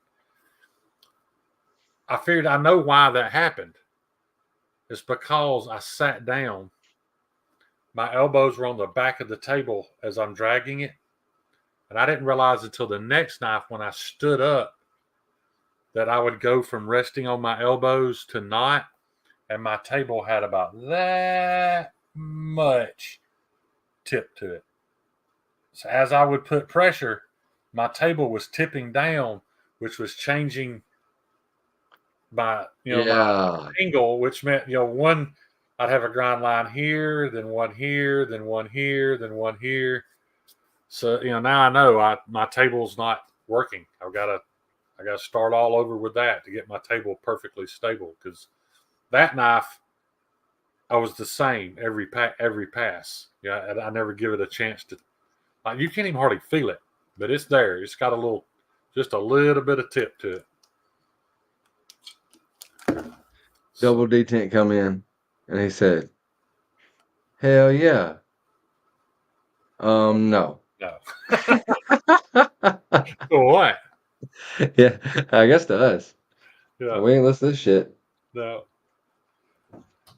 Yeah, I've had I don't even know how we get started on shit like this. Dude, you know This how is we are. everyday life, man. Yeah. If you're not doing these scripted live streams where you got some knife to shield forward, blah blah blah, and you get to know people. Hey everybody, we got the damn code track lock 20.5. Yeah. Look at it.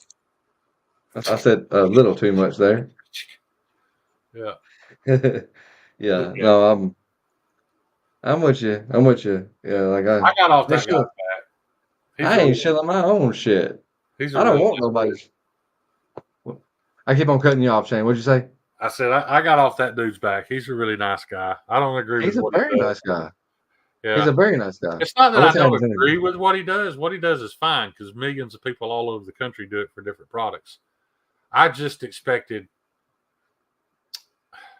it was real unfair of me to put my morals and how I viewed things onto You ain't got no morals. True. But you don't people don't have to see things the way I do. And I got a little hateful about him, and I had to call him and apologize because I went a little hard on him one night and felt pretty bad about it. He's a really good guy. I've talked to him on Instagram a couple of times, and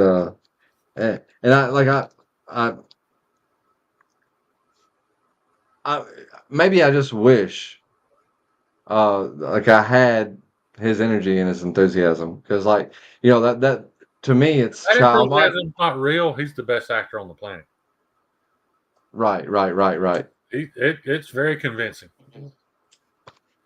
Yeah, I can't be that enthusiastic. I mean, really, I was getting knives from Blade Ops. They'd ship them to me. They paid for return shipping. I had no reason not to be doing content, but it got to where every one I opened, I was just like, I've seen 1,000 more. This one's got a hump here where this one didn't, and it gets like that, dude. It gets like that. It must be like, when you start experiencing so many knives in a very short amount of time, it must be what like drove Mick Jagger to David Bowie.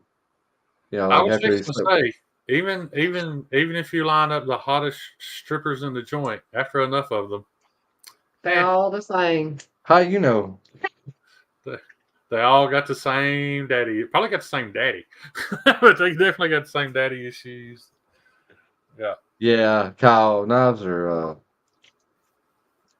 they're fucking wonderful tools, is what they are. And when you start making them anything other than that, they're and it's our fault. We created this monster. You know, Somebody whether people created it. I are just ourselves or even if there's just one person from your channel that you sparked that fire in.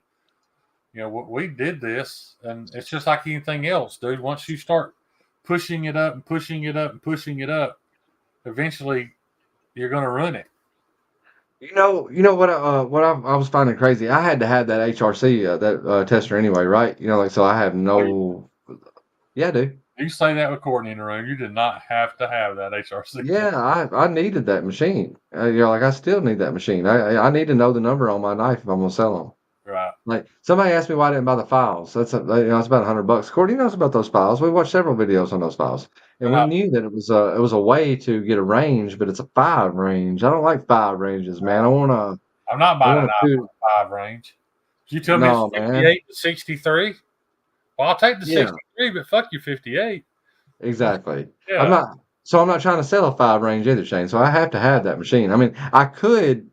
Um, I didn't have to have it right now. That is true. Like I could have. But for the price that it was, Yeah. and I got a good price on it. able to go pick it up instead of having to have it freight shipped. Yeah, all that stuff.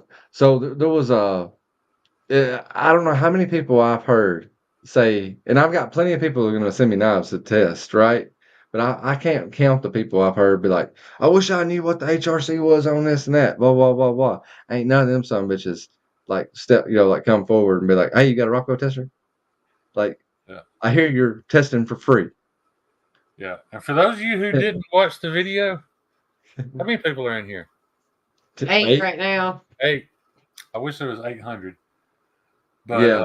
I think the most disturbing thing I've heard you say was the HRC on the Cold Steel 20 CV. Yeah, that's That was purely them charging all that extra money for hype. They didn't deliver you anything that was going to work any better than the Scout model.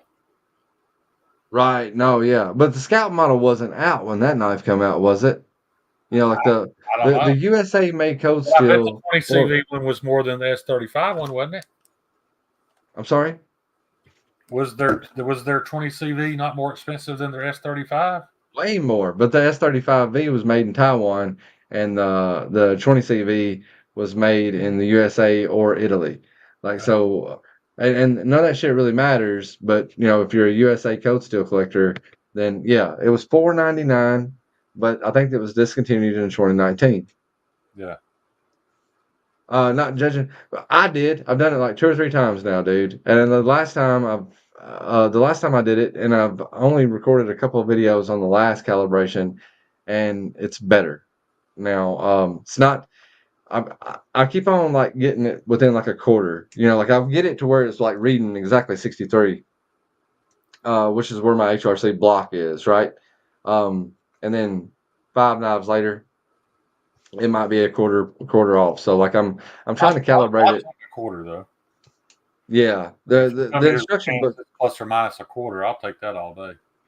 This is the thing. Like I can have Starrett come out and calibrate it, but at the end of the day, Do the same thing. yeah, I mean they're gonna have to go through the same things I'm gonna go through. You know, like making sure the weights are moving correctly, and then moving those needles where they need to move, and like sliding this little slider, you know, back and forth. That also like, dude, there's only a few things to do to calibrate that machine, and it's only a couple $100 to get Starrett to come out and calibrate it, but they'd rather you bring them the machine to calibrate it instead of coming all the way to Tiptonville, right? And that's understandable, but every time this machine gets bumped, it has to be calibrated. So calibration better be something you're comfortable with.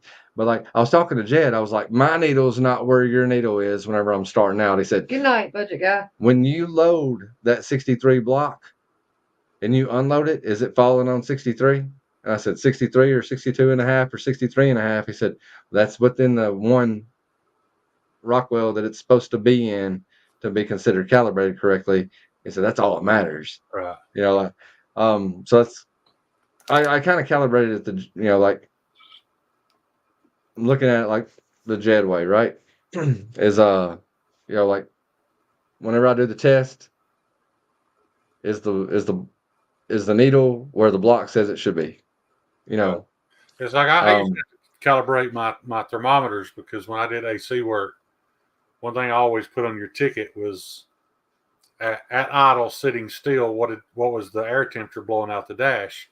I always documented that, um, so when they came back, I could check it, to compare it or whatever if they had an issue. But and you can send those things off to have them calibrated. But I just made a glass of ice water, let it sit for 30 minutes, dropped it in it, and set it to 32. Now, was yeah, I half Yeah. a degree off? I'm sure I was, but a half a degree is close enough. that's how we test them. I mean, that is literally. I'm in the food business. Like, We had to do it all in one. A health inspector would come in, our thermometers for the food we were doing. You'd have to put it in ice water, Yeah. all that. You know what? You know what? The air conditioner on your car. All that thing is guaranteed to do is lower the air temp by 20 degrees. So technically, if you come in and I service your air conditioner, you're sitting at a red light and it's blowing 80 degrees out the dash on a 100-degree day, I don't have to do shit about it because that's all it's designed to do is a 20-degree air temp drop. Now, yeah, I'm not going to settle for that, but I remember No. them old Chryslers. Do you remember the Chrysler New Yorker? yeah, hell yeah. Dude, those Chrysler New Yorkers came with this Tecumseh compressor, Billy. It was the size of a Honda engine sitting on top. It took up the whole top of that fucking 318 engine. That thing had it was a two piston. It was an engine pretty much. It had two pistons inside of it. You could mess with that POV valve over by the evaporator. You could fine tune that thing. I did one day, had it sitting in the shop, went into lobby to eat lunch, and came back outside. The inside of the windows were frosted. Midsummer, middle of the Right. summer, that thing froze the inside of the windows in the car. It was amazing what you could. But they don't make. Once again, they don't make stuff like that anymore. No, they don't make shit like they used to. People were going to the junkyards, taking those off of those old Chryslers and mounting them on their rock crawlers because you could take one of those little like K&N breather filters that goes on your valve cover, spray it with K&N oil, and put it on the suction side of that compressor, and put an air hose on the other side and air your truck tires up with it. You can run air tools with it. Oh shit, Yeah, just with the engine idling, it'd run an impact. that's pretty cool, man. Like a badass Hey, compressor, dude. Kyle, I was seeing Kyle's comment about Brian has somebody calibrate his for the records, and I don't blame him at all. I don't The either. sticker, the Not, sticker not that getting into the Stereo's shit that he does. no, but the sticker that the Stereo's gonna give him, I've got a Stereo table out there, a work surface that's calibrated by Stereo, and the sticker they're gonna give him is gonna be valid for a year. Yeah. If that machine gets bumped, or if you decide you want to move it from one room to the next, Yeah. like it's not calibrated anymore. So like more than likely you're going to make some adjustments and get it back right, and you're still covered under Stereo for a year. And Yeah. that machine needs to be calibrated seriously, probably every 5 or 6 knives. It even says in the manual, even if there's been no use and it's just been sitting, 12 months at minimum needs to be recalibrated. And that's if you're not using it. Yeah, 9 to 12 months. I'd love to. I really would like to know what kind of machine he has. He's probably got something nice. Mine is a budget model. It was about $1,500 machine. I got mine for like $980 from Indiana. As part of the deal because like a lot of times the price is going to reflect the shipping as well, and there wasn't going to be any shipping. When it was all over with. So like I actually it was $996 after taxes and stuff like that. But it was a $1,499 machine, and it's the same people that made the Grizzly machine. I think it's got the Grizzly one. Okay, Grizzly. It's the same company. They make them in China. Now, if you want to start talking about some serious Rockwell testers, you need to start looking at Rockwell. As a brand. that made the testers, but those are like $10,000 to $15,000. So I've got the same machine he's got. That machine needs to be calibrated once a week. Once a week, man. Just to make sure it's still on par. You at least need to check it. But knowing where it's at is like Kyle saying, I get Brian paying them. oh, absolutely You're going to have arguments with Rick Hender. transparent. If you're going to have arguments with Rick Hender and he's going to question your legitimacy, yeah, I would have Starrett come do it too. But I can get Starrett to come get it. All I'm saying, I don't mind spending $200 to get Starrett to come get it. But that sticker on the side of that machine for a year don't mean shit. right, You know, like you're still going to have it's after they leave 5 nights later, you're still going to have to do it again. yeah, you're gonna have to be fucking with shit, man. You're gonna be turning screws. And I can do a video showing you how it's calibrated. You know, like if it don't, it's not gonna be a massive. Yes, that's how you make Todd. You make sure Yes. it's calibrated right. We got 3 pieces of steel in there that are supposed to be exact 26.1, 46.2, and 63 even. Now you load down on that piece of steel, and if it comes out one of those numbers, that's just on the C scale. Yeah, Kyle, we know. No, Kyle. Yeah. I'm not saying it's a dumb idea to get Starrett to do it either, man. I think it's a great idea to have a professional do it once. All I'm saying is like it's just not gonna last a year. Fix all. You know, like that the work surface table out there might actually last a year. There are machines where I could believe a calibration will last a year, maybe a pair of micrometers, something like that, you know. But that machine is too delicate. It's pitifully delicate. You should see all the parts that you have to put in it if you got to move it an inch. Like you got to lift all the weights, and then you gotta put this little plastic piece in there, and there's foam that goes in different places, and then you gotta take a little piece of tweed, and you gotta tie your lever that goes up and down.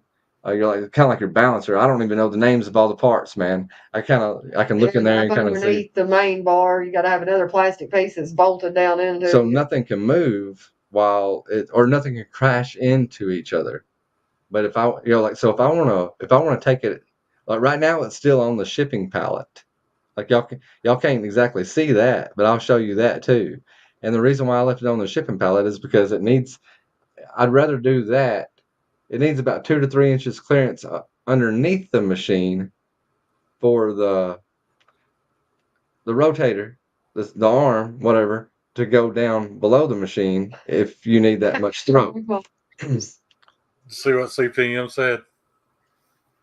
In China, they do the bite test. Yeah, I used to do that with gold. 62.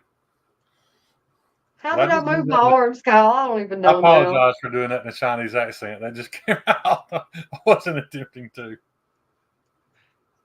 Call me alert. CPM's here. Well, that's not, when Brian wrote the HRCs on mine, he didn't guarantee, the accuracy of those. Matter of fact, they're probably all a little bit low because he didn't clean the heat treat scale off. So Right. they're probably actually a little bit harder than what it shows. But No, he probably did that, didn't he? Like, I mean, that's part of it. He didn't? No, he tested them right out of the oven. Or if he tested them if he tested them right out of the oven with the heat treat scale still on them, they're actually reading a little hard. Yeah. Because that scale is harder than the steel underneath it. But it's not a huge deal, but I feel like that's why I do 3.5. I didn't even ask him to punch every one of them, to be honest. I didn't realize that was even part of the deal. I was glad he did it. When you're doing the heat treat, in order to know that the heat treat don't went right, that's why you need that. Right. He said Wong Yin CPM keystring is the only way. Yeah. It's a long test. But did you ever see the movie Thursday with Billy Zane? No. Dude, you have to find that movie. It's such a good movie. But it's about this ex-drug dealer, or he was in the drug trade. And he got out, and he married this beautiful chick, and they moved into the suburbs. He's got a mailbox that looks like a little Jersey cow, just living the suburb life. And all of a sudden, on this one particular Thursday, his past comes back to catch up with him. So all these people are trying to kill him. And this redneck dude shows up and gets the upper hand on him. He's got him tied to a chair, and he's sitting there with a Makita circular saw and a blowtorch, talking about his personal records, like 14 hours, like where he'd cut them and cauterize them, cut them. Just going to torture this dude to death. Well, apparently the Yakuza is after him too. No, I'm sorry. I don't remember who it was that pulled up. The only reason I mentioned the mailbox, because early in the movie when he goes out to check his mailbox, you see his neighbor checking his mailbox, a little Chinese guy. So later on in this movie, this guy's about to torture him. You hear this car pull up, just tires sliding, doors slamming, guns cocking. You hear him kicking a door, gunshots going off, and you can hear these Asian people screaming. And that redneck dude is standing there holding him, looks at him and goes, "They got the Wong house." He's like, yeah, dude, they got the Wong house. That movie's so good, dude. And nobody has seen it. It was back when Thomas Zane was fairly popular, though. I'll check it out. You remember the black guy with the crazy looking eyes from CSI? Yes. He ended up like a drunk and a drug addict after the show was over. Did he? Yeah. Oh, yeah. He's in bad shape. He's in it, plays a character. He was the lead drug dealer named Ballpeen, because he used to fuck people up with a ball peen hammer. But yeah, that movie is one of my favorites of all time. And that scene is by far one of my favorites of all time. They got the Wong house, dude. I will definitely check it out. I told a buddy of mine about it back when DVDs were popular, Billy. And he was so desperate to see this movie. You didn't have streaming back then. And he told his wife how bad he wanted it. She paid $147 for that DVD off of eBay. I might not check it out. I'm not saying that that's what it costs now. I don't know if it's on any of the streaming services. I tell you what we'll do, though, while we're sitting here. I'll just type in the old Roku search and see if it's on any of the streaming services. Because this is an excellent movie. If you guys haven't seen it, you should definitely. I don't know what happened to Pool Hall Junkies, but I heard somebody, like, did you ever watch the movie Pool Hall Junkies? I didn't. Oh, that was a pretty good movie, man. And like it was like a B movie, but it was good. And I heard somebody bought it and shelved it, so like no more copies could be made. And the last time I saw a DVD of Pool Hall Junkies for sale, I think it was like $400, some shit like that. Well, that might be the case with this one because I'm not seeing it. Kyle, you gotta, like, seriously do some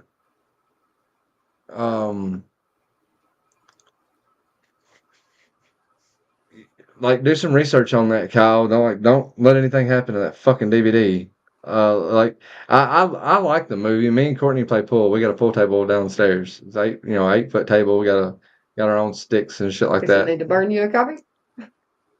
No, it's not that serious. I've seen the movie several times, but it's weird, that it's that expensive now, but like do some research. If I'm right, then some company bought that movie along with a few others and they've shelved them.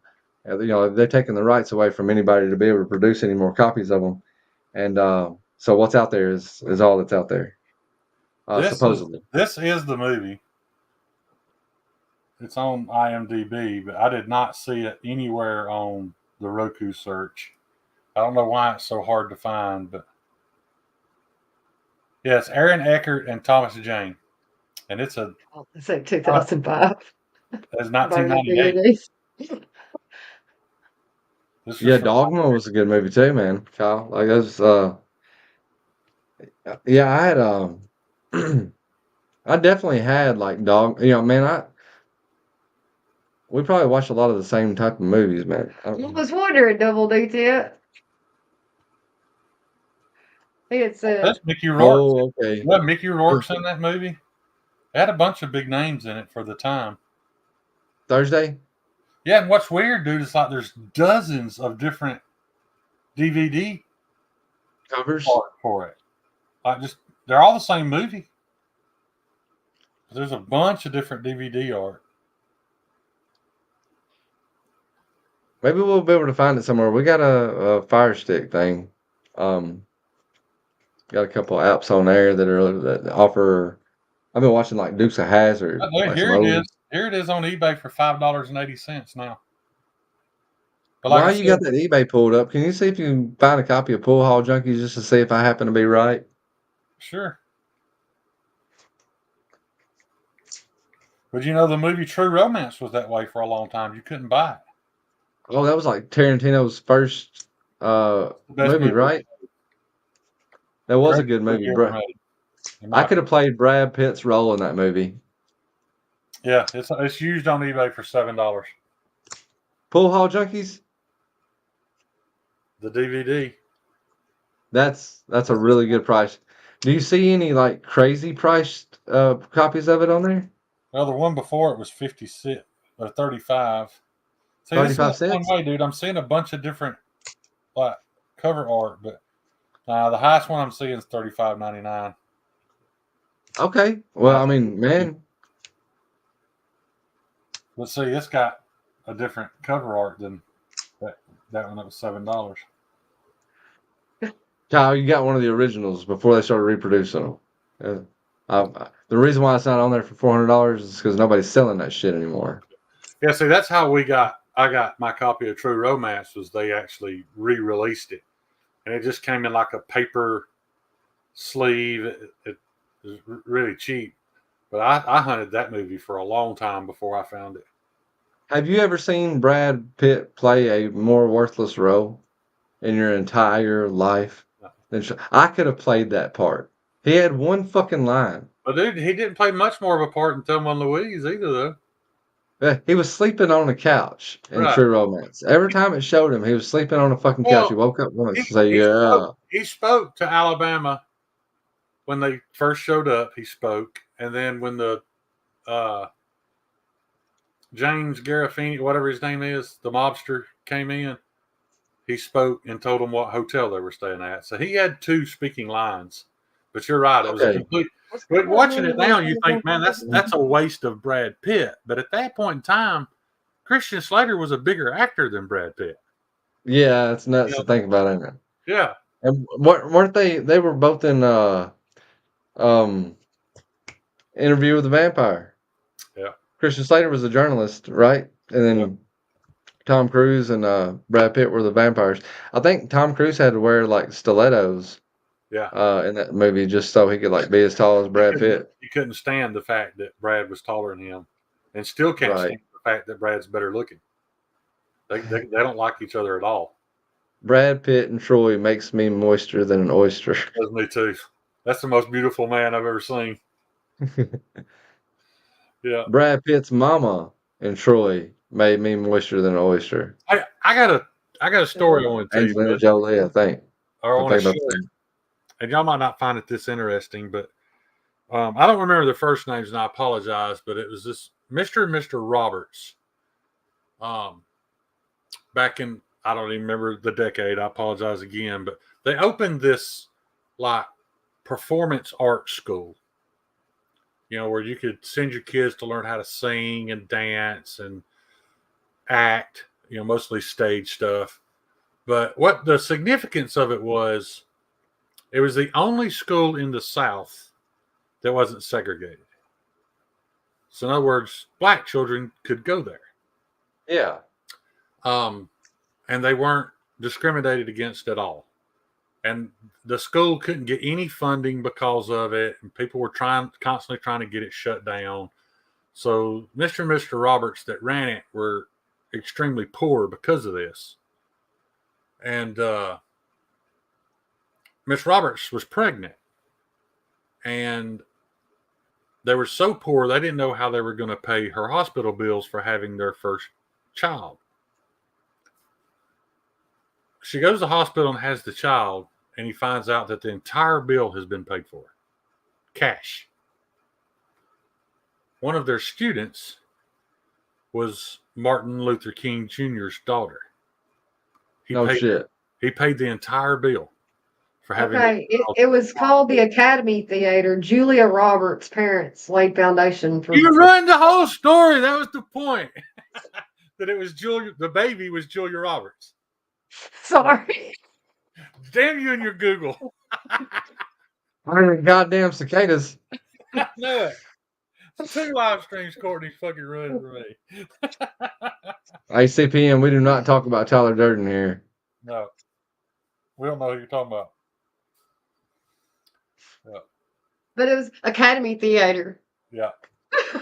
Kyle wants to know who won the game. It amazes me, though, that I've never heard Julia Roberts speak on the fact that Martin Luther King Jr. paid for all the medical costs of being delivered.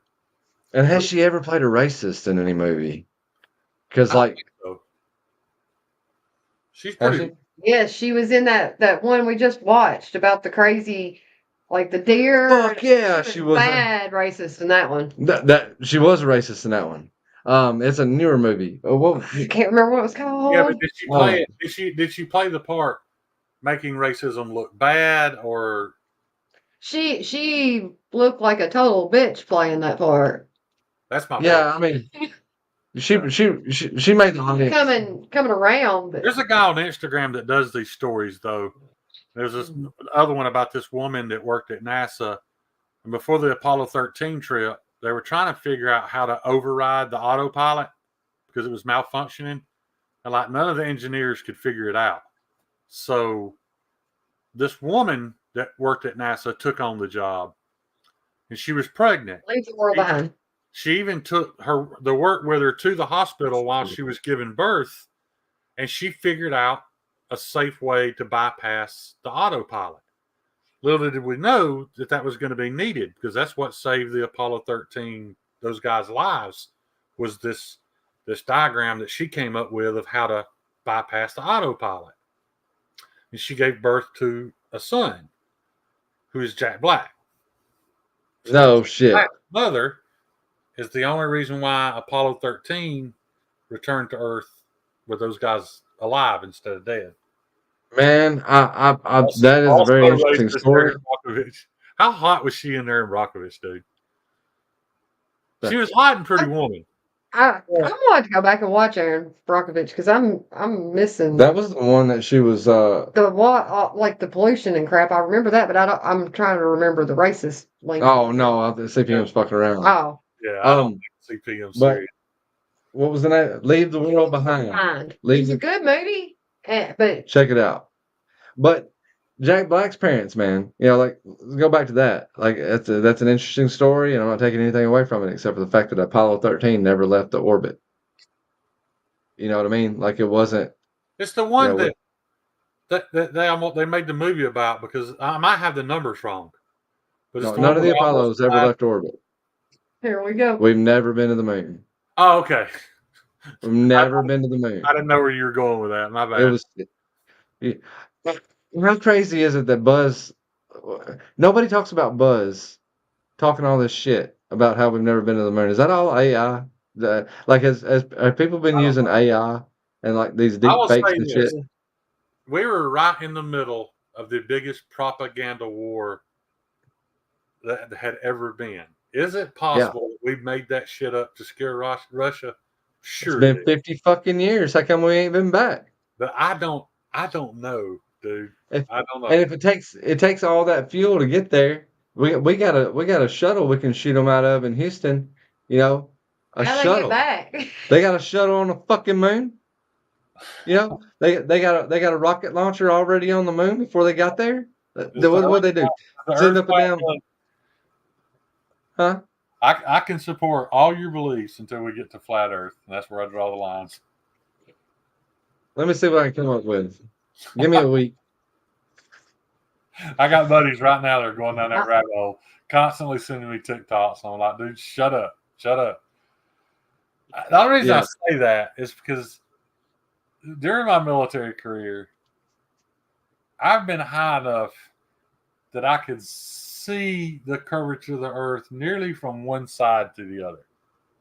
It's a How fucking high ball. did you have to get? I It's a flew over ball. I Utah. don't know. And I know. I wasn't flying.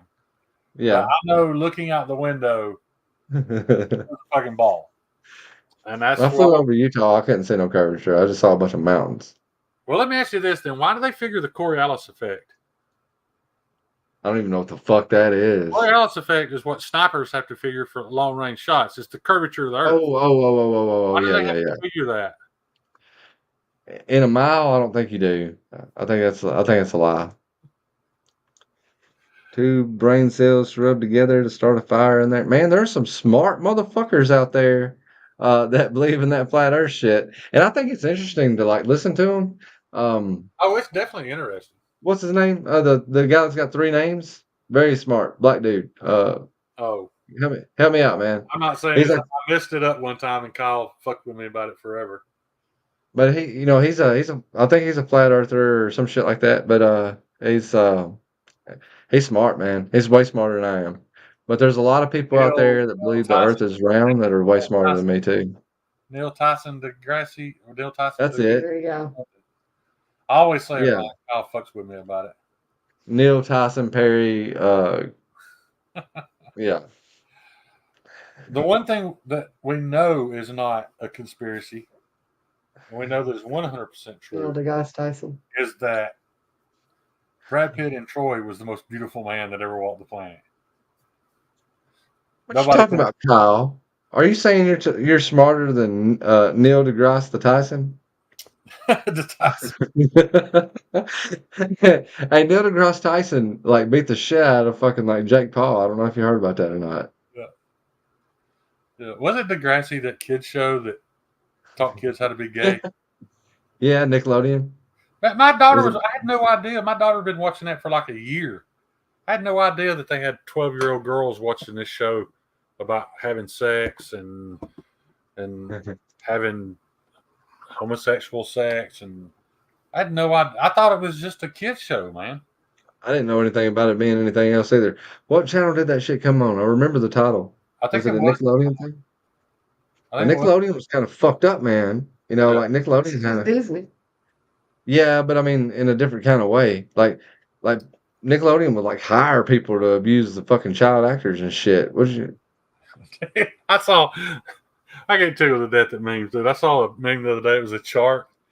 It's just a flat line chart, you know, and it said Titanic deaths, and it had the year that it sank with a big spike. Then 2023, just a little bump went up. I don't know why that shit tickles me. I'd debate that dumb motherfucker anyway. Sure you would, Kyle. Who was their leader, CPM? I'm just curious. Like, I don't keep up with it, man. I really don't. Like, I don't. I I like listening to stupid shit. Nickelodeon. It was a Nickelodeon show, Shane, and that makes a lot of sense. What's that show that's out right now that's exposing Quiet on the Set? Have you watched any of that shit? Oh man, you want to get pissed off? Nickelodeon just like they would hire these people like, and parents of actors would call and be like, "Hey, the director like touched my daughter, inappropriately," and they'd tell them, "Fuck you." Even the word Nickelodeon means something pedophilic, in a different language.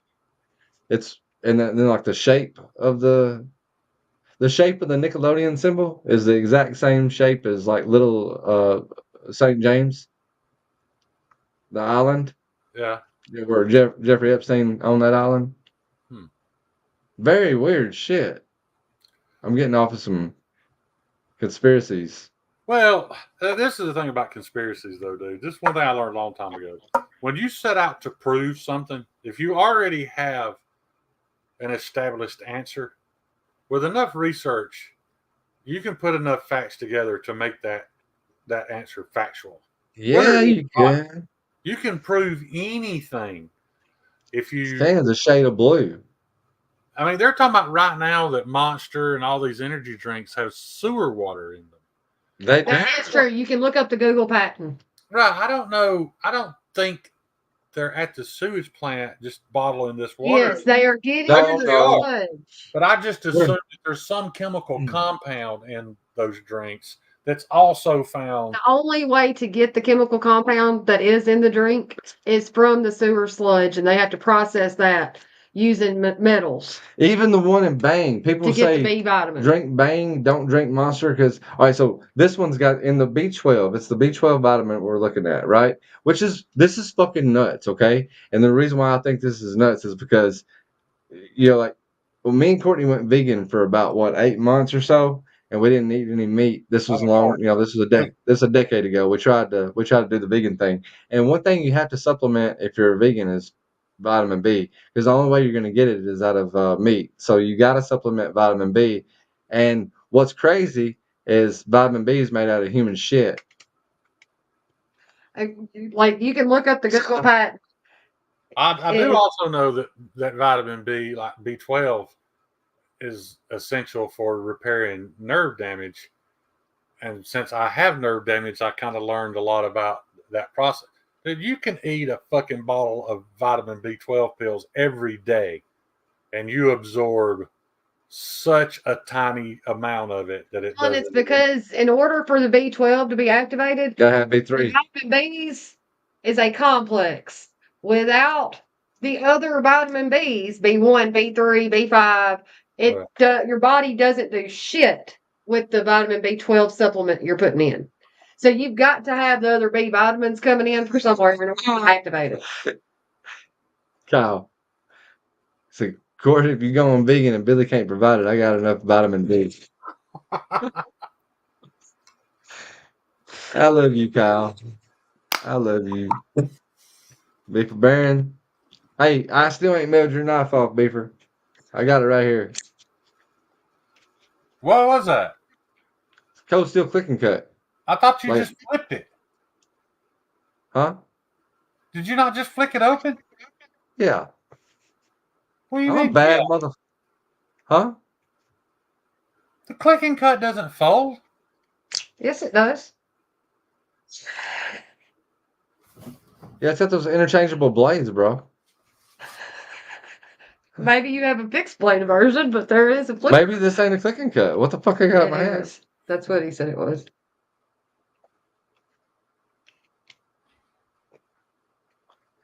No, it ain't Beefer Baron. I didn't have no excuse. I should have done it today. I was busy getting fucking spiders all over me, man.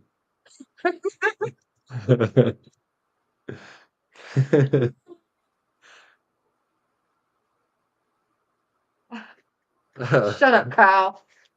Kyle's We're bright red for you today. Just specifically for you.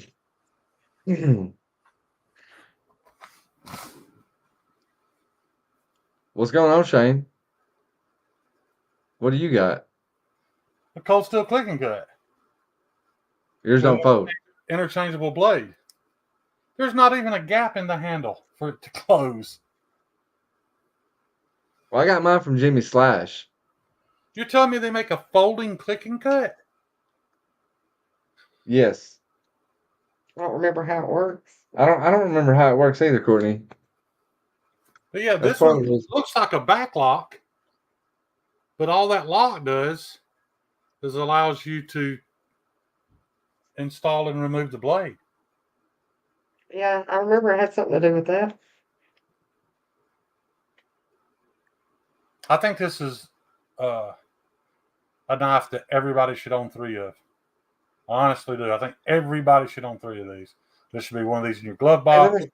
One of these in your Jesus fucking Christ. I've been holding my breath the entire time she's been trying to get that knife out. I wasn't going to cut myself. It kind of, I mean, in my defense, it kind of looked like you was going to cut yourself. Does the blade come out of that? You have to fold this one and pick it up. I can't see. You have to fold it some kind of way, and you gotta. That blade don't come out. Yeah, it does. We've done it. What is this then? I don't know. What is the name of it? Is that not a click and cut? Don't come out. Yes. You got to press in on the pivot or some shit. It's something. It's weird, dude, because you push the back lock and flick it at people. That sounds fine. Let me tell you what just happened. That knife was laid on my front porch because this is my like around the house utility knife. Yeah. When you said that, I ran out the front door to get it. My wife's a Like very you got light sleeper. older. My wife's a very light sleeper, so she heard me go through the door, and she sent me this text just now that said, "A curse upon you, a curse upon your future generations." Because you woke her up. All Yeah, right. She don't cuss. That's her way of saying "fuck you, Shane," for waking me up. Yeah, that's my click and cut. But seriously, what these cost, you should have one of these and a pack of blades in your glove box, one of these and a pack of blades sir. in your kitchen whatnot drawer, and one of these and 2 packs of blades in your bug out bag. There's no reason not to. There you go. This is better in your bug out bag than any pocket knife you own. Yeah, it's got another blade. Hey, I see it. I'm impressed. I didn't know they made a folder. Mine's got a sheath. It's on my bug out bag, my scout belt. But I use this thing and Billy, if you've got a 1x30 with a leather belt, you just walk up and swipe this thing across that leather belt because it's such cheap steel. yeah, It's right back razor sharp, dude. I bet. How do you get it out? How do you get it out? How the It's fuck not you get it out? I'll be honest with you. I was grinding today. You know what? Watch this. This comes off. You know what that is, Billy? You want to guess? What's that? It's metal dust. Kyle asked earlier. He said, he said, will you teach Shane how to get all that metal dust off of his fucking head? He's had it on there for 3 days. No, I've just been going every day. I get it on there every day. I shower it off. I ain't had a shower yet. Beefer, if she screws it up, I'm sorry. Just pull it out once you got it down. Don't look that simple. It's taking you 20 seconds to get that damn thing out. You know? I don't know if there's an advantage to it folding. I mean, I guess there is. What the fuck you talking about? Is there an advantage to any knife folding? No, not really. Pretty weird though. Well, there's an I'm just saying advantage. for what it is. He could get one of those cap things like Billy got that's fire retardant. Yeah, man. You got it with the sheath. It looked like a do-rag. With the sheath has a little pocket on the front of it that you can put a 5-pack of blades in. I think this would come with the sheath too. I don't know where the rest of the package is, Beeper Baron. But it's around here somewhere. God, you should see this fucking table. Courtney don't clean nothing anymore. What the hell? I come back here and make messes, and she don't fucking do a goddamn thing about it. I hate I blew that. Y'all don't understand. My wife don't cuss. So for her to text me, curse your future generations. Pretty funny. Because, she can't say fuck you. Right. She's 38, dude. Still won't. She just won't do it. Just won't cuss. You married a good girl. I did. I don't know if this is how this would fare in a self-defense situation, but it'd be better than nothing. Kyle said Billy is fire retarded for sure. Well, he did catch his pants on. Dude, I did. Billy, I did a sheetrock with this knife.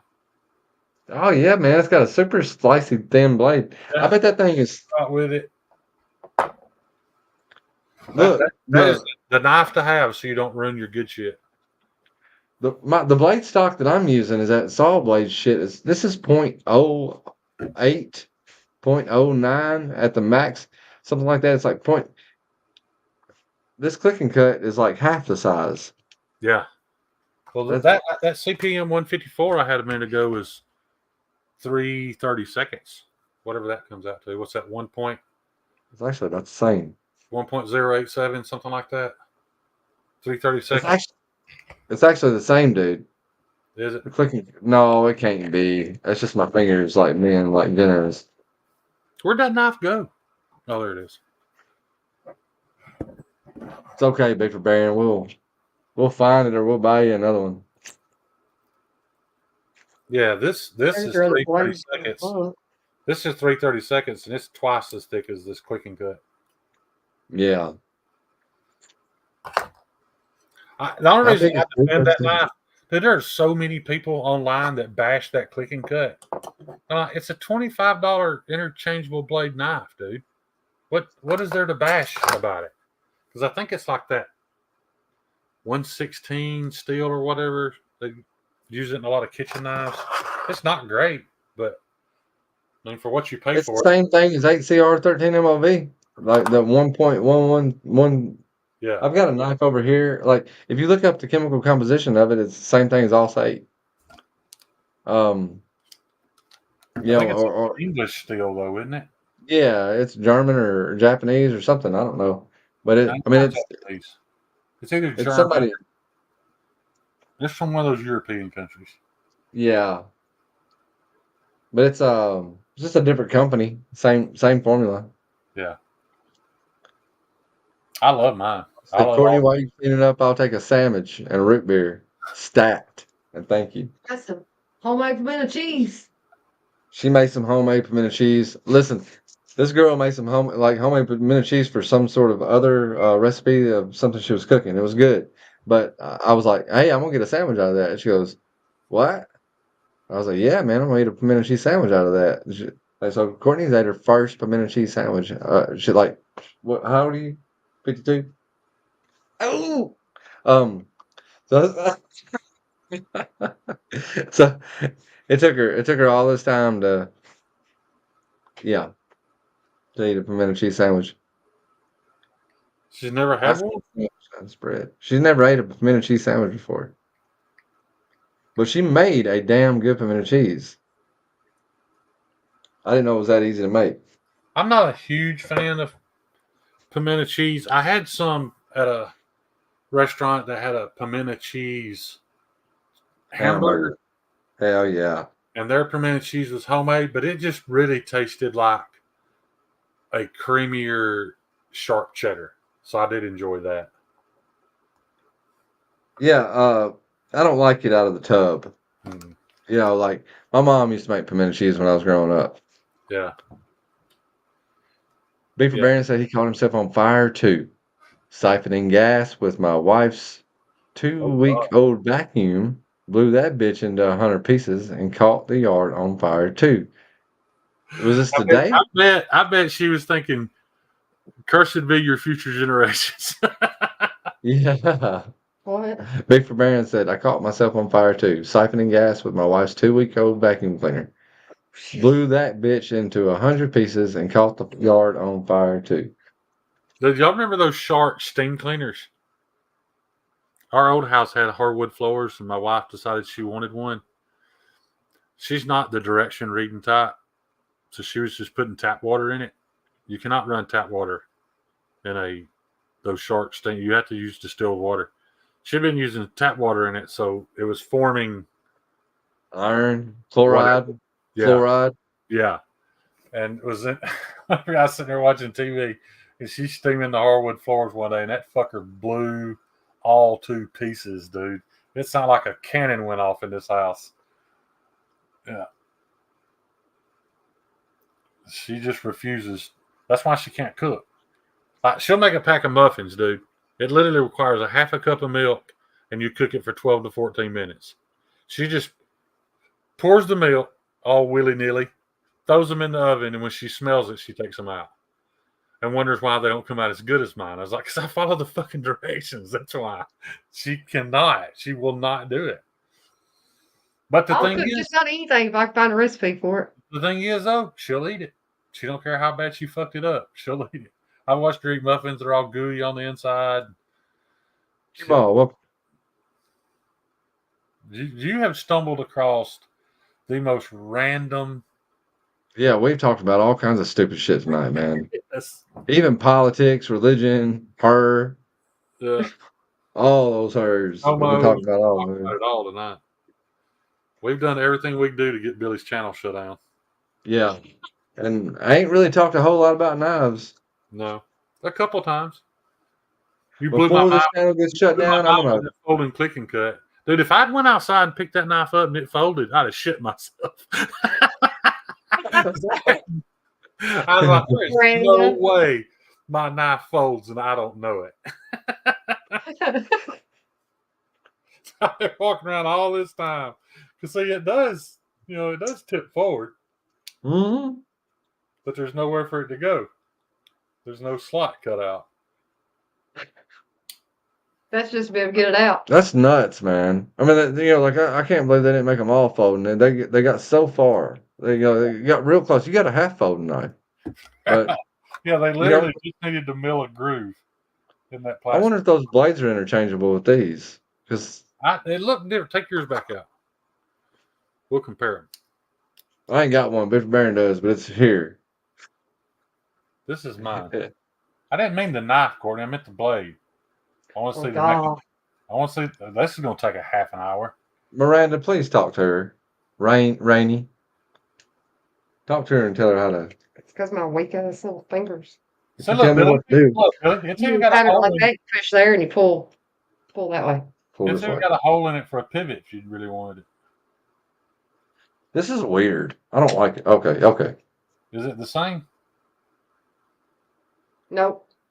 No, it's not. Yours looks like a bird head with an eye, and ours just looks like a chunk of metal out there. It looks like a speedboat, kind of. Did you ever see Mine's that? got a hook. Yours does not. I don't like this backwards stuff. I bet you more people have cut themselves changing this blade than they have doing anything else, though. Yeah. Yeah, it's And the history. ready to happen. And if Shane It's a shit good flipper, man. his wife Ashley have cuts for once. I was getting worried, dude. I have digestion issues, and I haven't been to the bathroom. Sorry, I can't get the bottle open, Kyle. I haven't been to the bathroom in a few days, and I was dreading it. I was like, man, I don't know what I'm going to do if I don't go to the bathroom for a Blade Show. I don't want to be stuck in Blade Show because I did the first year I went. What? Dude, What? Kyle? I was on pain pills for 10 years. And Oh. yeah, I had an incident at Blade Show. It was horrible. So I was hoping that wasn't going to happen this year, but luckily, right before this live stream. Anybody in here going to Blade this year? Kyle I was is. asking.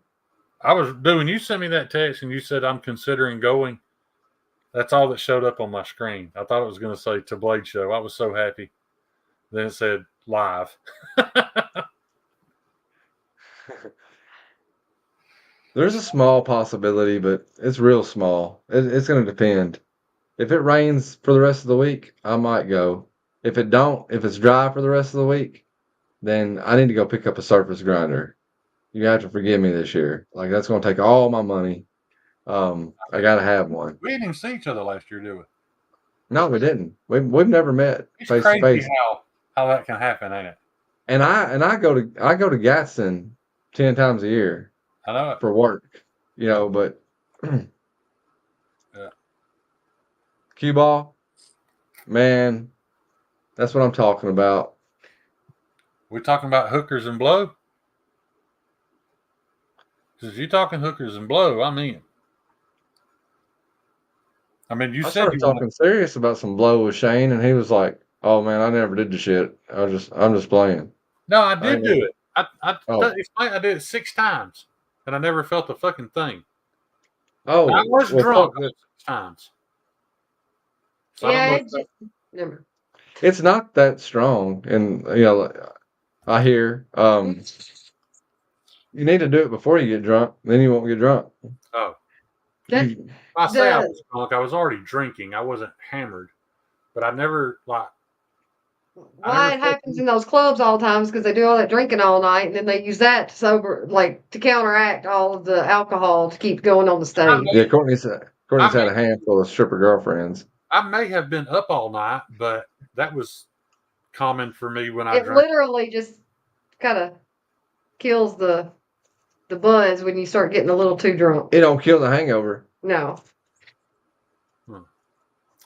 Like I say, I'm kind of glad I didn't really like it.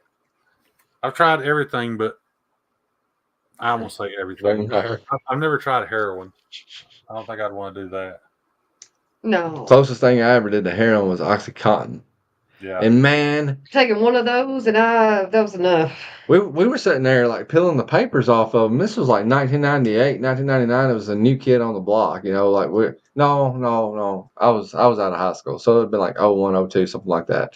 But it was a new kid. It was a new kid on the block around where we were, and it was deathly expensive. It was like $1 a milligram. So me and a few other guys, we went in and bought some 80s. Like we bought like 5 or 6 of these 80 milligram OxyContin pills. They were like orange and black. They look like Halloween pills, and like they're like a jack-o'-lantern. But anyway, was peeling the paper off of them and crushing them up and dividing the lines out between the 4 or 5 of us, and snorting them up our nose. And then I guess about line 3, I was like, I'm done. And I walked to the recliner, and my buddy walked over there and he said, "Hey, Billy, you okay?" He was like, "Billy," and I was like, "Yeah, man, I'm good." And he was like, "Billy." I was like, "I'm good, dude. Fucking leave me the fuck alone. I'm just relaxing and shit." And he was like, "Billy." I started slapping me in the face. "Billy, wake the fuck up." And I was like, "I'm good, dude." Like I was responding to him. He wasn't hearing nothing. It's like, and then he started carrying me like to the fucking bathtub, and like I couldn't fight back or nothing, man. It was like dunking my head off in the cold water and shit. And I drove home. 15 minutes later, they was like, "Okay, it's okay." Like, give him my keys, and I jump in the car and I'm heading home. I get about 8-9 miles away from the house. I'm on the road that I live on, and I swear, dude, like there was like this little kid sitting in the fucking passenger side seat, and she was like, "Bitsy bitsy spider." She was singing that song, and I looked over there, and I was like, yeah, I thought I saw like a wolf like running beside me, like he was like running right beside me, like, and I looked over there, and she goes, "Eyes on the road, Billy, you took both." And I was like, "Fucking shit! I ain't never done that shit again." I got That my was fear from opiates. When I worked at Express Oil Change once again, I went outside one day to empty we had these trash cans in the pit that they threw the oil filters in. Well, you can imagine when that thing gets full of wet oil filters, it's pretty heavy. And the only guy that worked there that could pick the can up and dump it at the dumpster was me. So I went out there and dumped it.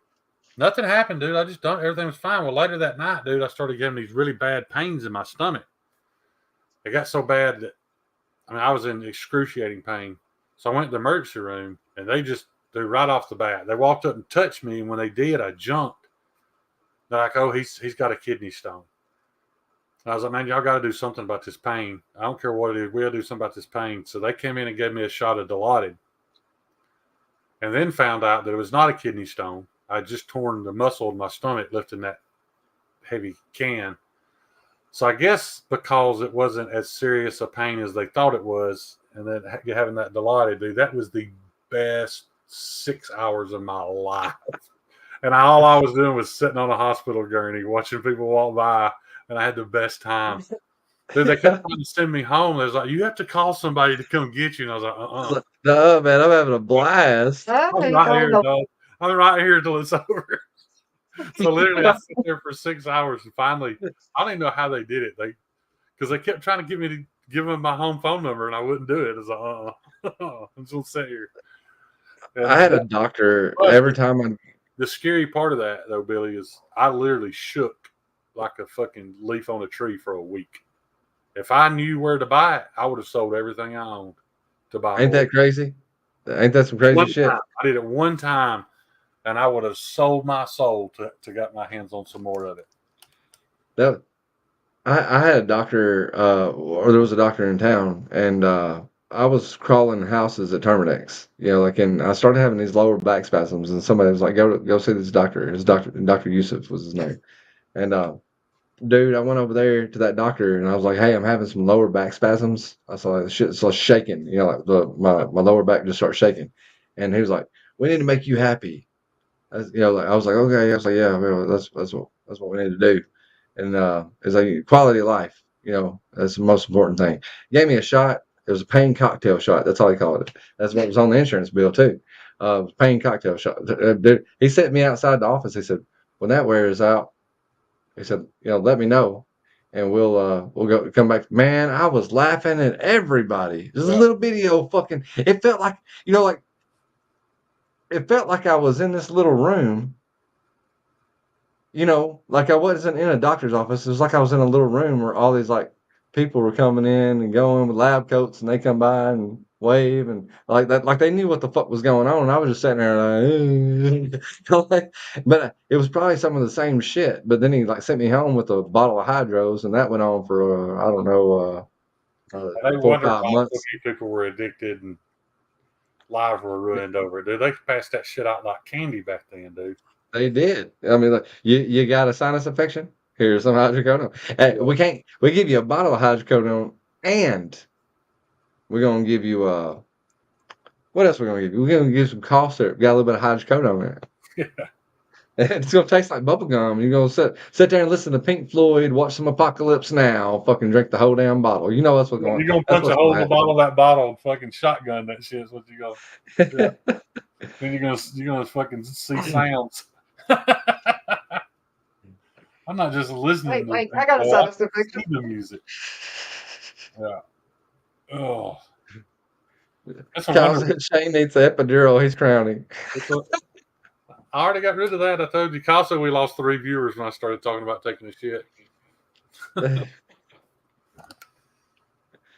am guilty of oversharing. I will admit that. You run Miranda off. Did I? Yeah. I'll talk about anything. I don't care. Wait. First time I've ever seen her in here. And then Right? Dude, we've been live for 3 hours, dude. I still got back for Blade Show. Yeah. Go do your thing, man. Take a shower. We got on here. Yeah, huh? I still got a shower. Yeah, you need a shower. You got all that metal on your head. I For a do. minute, Kyle. Don't know. It was the first time we seen her I around. like to leave it Yes. on there a couple hours. I feel like it's good for my iron.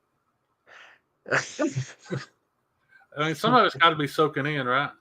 Not just that, but like if you do like take it off your head, like put it back on your head when you go to Blade Show. Be like, I'm a knife maker, see? Like, it's, They're gonna know I'm not a real knife maker though, because everybody else's belt runs down. But why the fuck is your belt running up? I'm broke. that's fucking luxury, man. If your belt's going up, that's going in reverse. That's a luxury. A lot of us have to pay, I'm mounted pretty it good on the money. wrong side, Billy. There's nothing luxurious about it. I can swap it to the other side and it would do right. I think I'd rather have mine going up. I don't know. The sparks be going in your face. No, they just shoot straight up the belt. Okay. Nothing ever hits me. But I guess it's going straight up in the air and raining down on top of my We're in head. Tennessee, Cuba. If I put It's going on 2 a.m. If I put a 36 grit belt on my grinder, I don't give a damn which direction it's going. Sparks going everywhere. Like especially like at 70% power at 2 horsepower. I can't grind bevels with a 30. Do you grind bevels with a 36? No, that's stock removal. But like that's just like to hog, to get the material away so I can shape the knife.